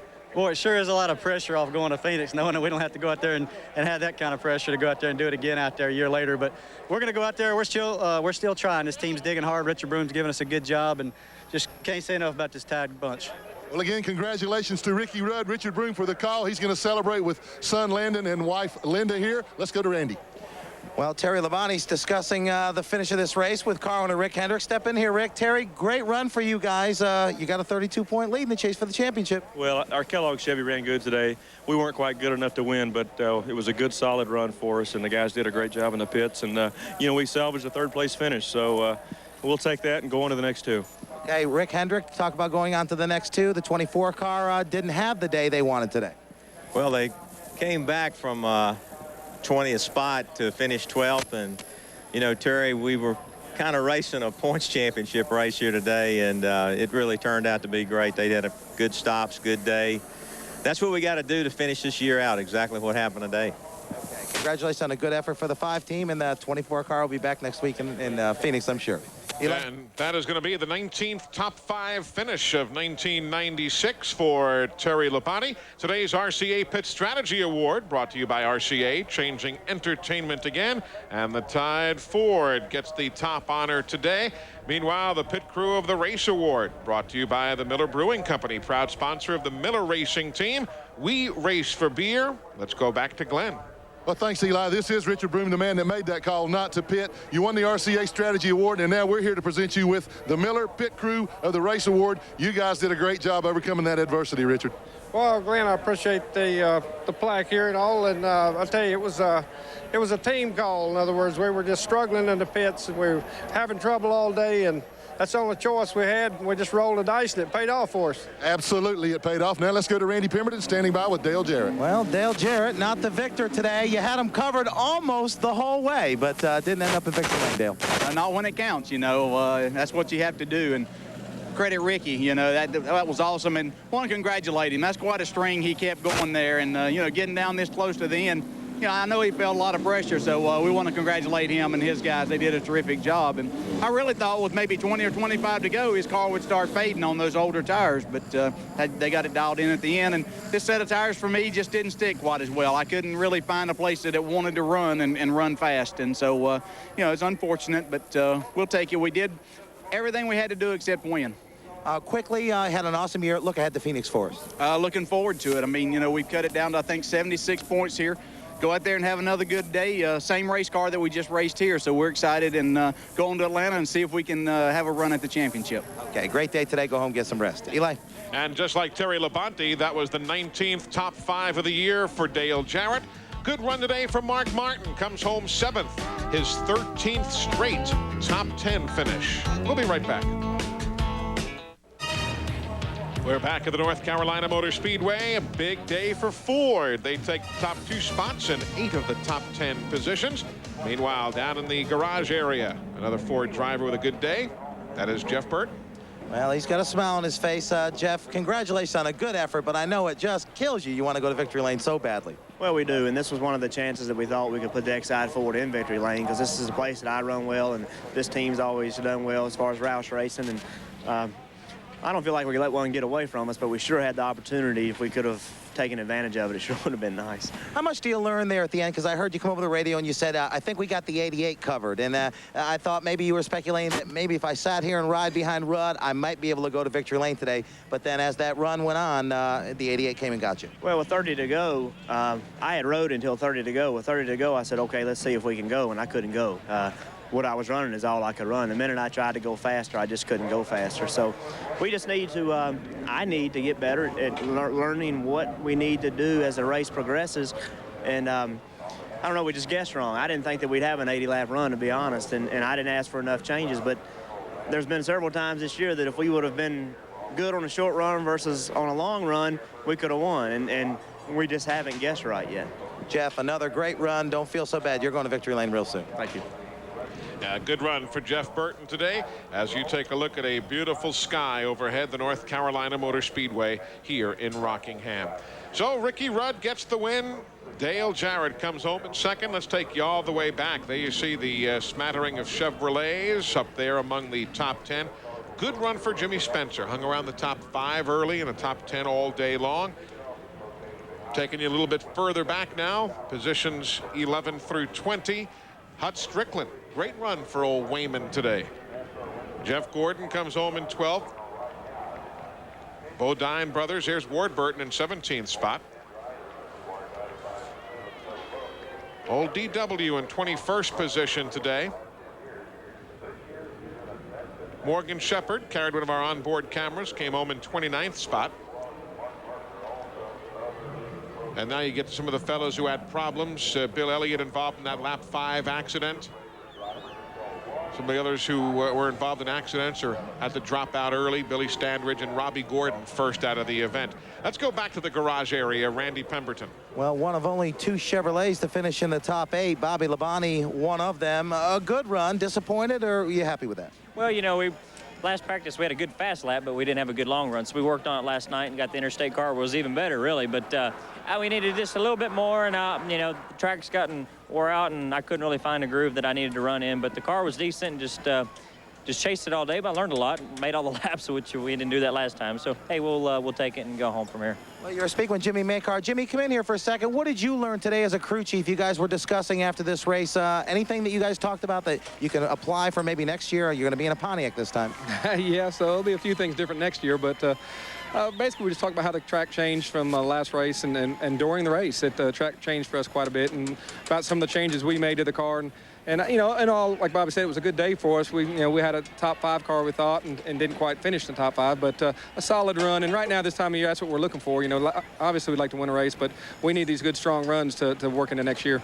Okay, great effort today. Good luck next week in Phoenix. Glenn Jarrett.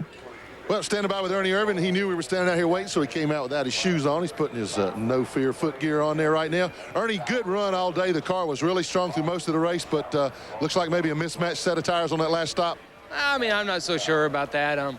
You know, the tires were really good. Goodyear brought a great tire, and the most consistent part is none of them blew out. And we were really concerned about that. So we were really fortunate. We had a great race car, and we just ended up 4th.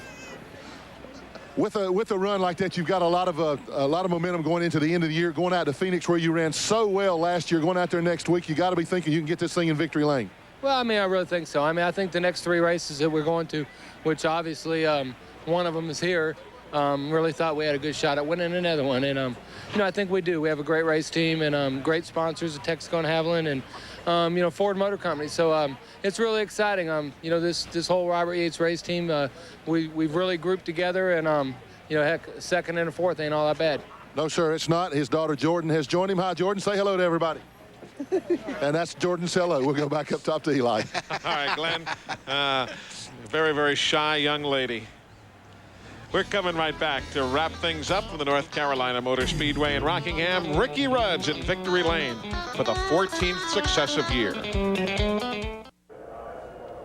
When the NHRA drag racers are in town, just across the street from where we sit, there you see their NHRA Winston Invitational track. But when the NASCAR Gentry is in town, it serves as a very convenient airport as you just walk right across Highway 1 from here at the North Carolina Motor Speedway.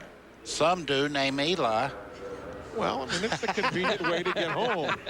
I don't live within driving distance either, Glenn Jarrett. Save me here. I'll try, Eli, but I don't know. Buddy's a pretty big guy. And I'm standing beside another big guy who had a really good run today. Jimmy Spencer, your 9th top 10 of the year, came home in 10th place, but you really thought you had a better car than that.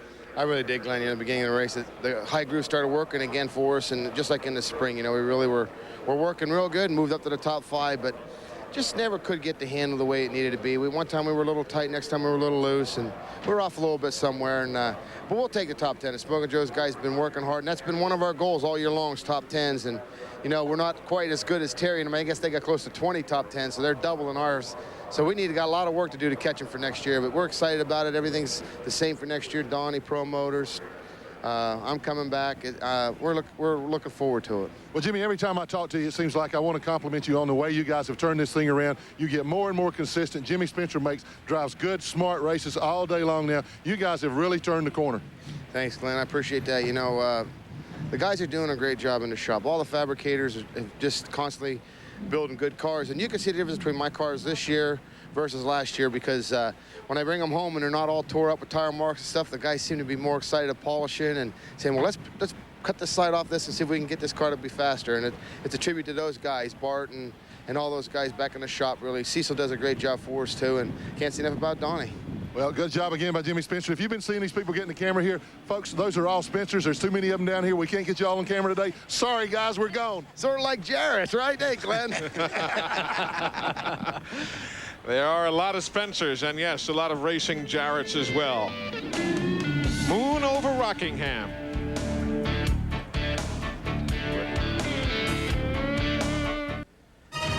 We are back with you. The AC-Delco 400 in the books. Ricky Rudd is in victory lane as he keeps his personal streak alive. And now let's check out the point standings, guys, and see how it finally does shake down heading to Phoenix next week.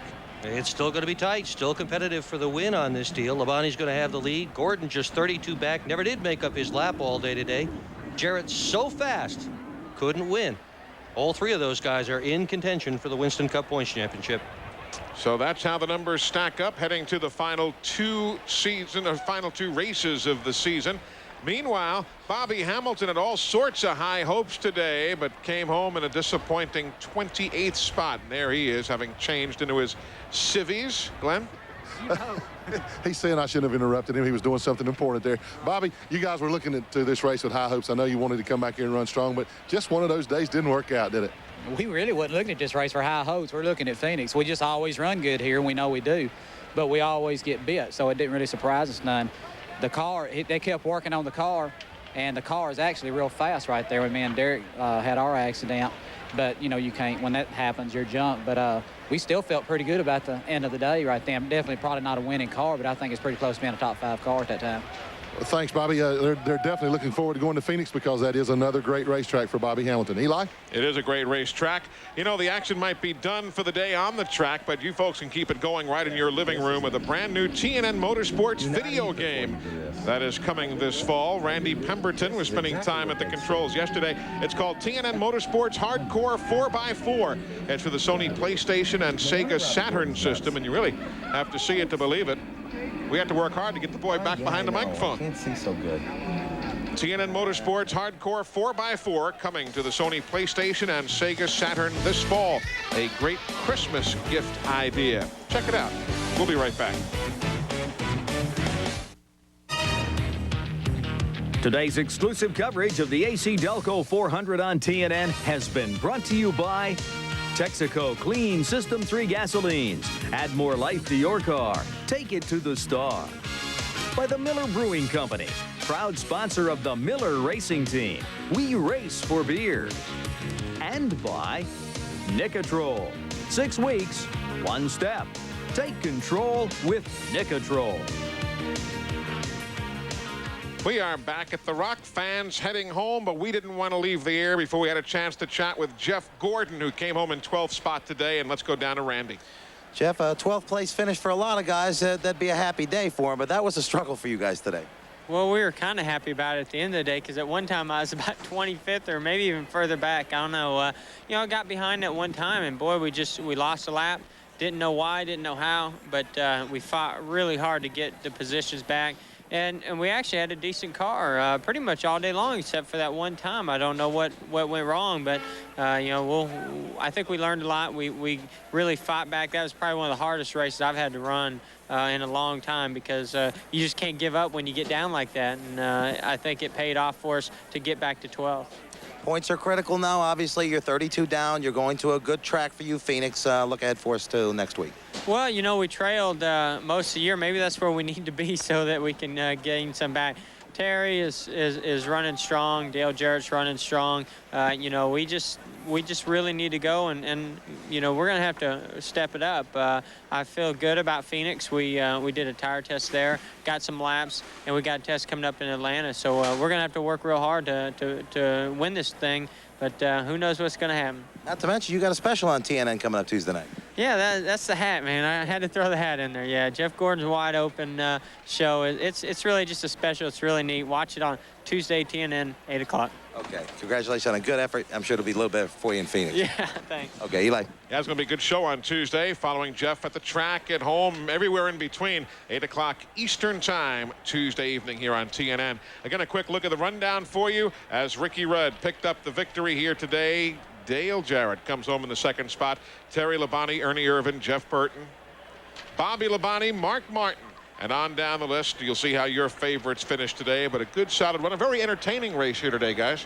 It was. I mean, when you saw Ricky Rudd having all those problems, when anybody saw all that, who would have bet $1 against 500 that he could have won it? What a story. Eli, it was never a runaway. There was always at least 5 cars running for the lead all the time, and it was just who had the best balanced car at that particular time in the race. Don't forget, folks, coming up next weekend, Saturday, the NHRA live from Pomona, California. Then Race Talk at 10 o'clock Eastern time. A special start next Saturday. Then on Sunday, 1 week from today, a live NHRA Today from the Pomona finals of the NHRA season. We'll be in Phoenix for the Duraloop 500 for the NASCAR Winston Cup teams, and then the NHRA Winston Finals live again from Pomona, 7:30 Eastern time next Sunday. Don't forget tonight, the PM edition of Race Day. Rick Benjamin will be along, 10 o'clock Eastern Time this evening. We'll recap it all right here and bring you up to speed on all the racing news from across America. Motor Trend Television comes up next, then Ready for the Road, followed by Steve Evans and the fellas on NHRA Today. That's all coming up here on TNN Motorsports. Our thanks to Dr. Dick Bergman, to Buddy Baker, Randy Pemberton, and Glenn Jarrett. Our congratulations to Ricky Rudd. He's kept that streak alive, winning for the 14th year in succession. For all of us here at The Rock, I'm Eli Gold. See you next week in Phoenix. So long, everyone.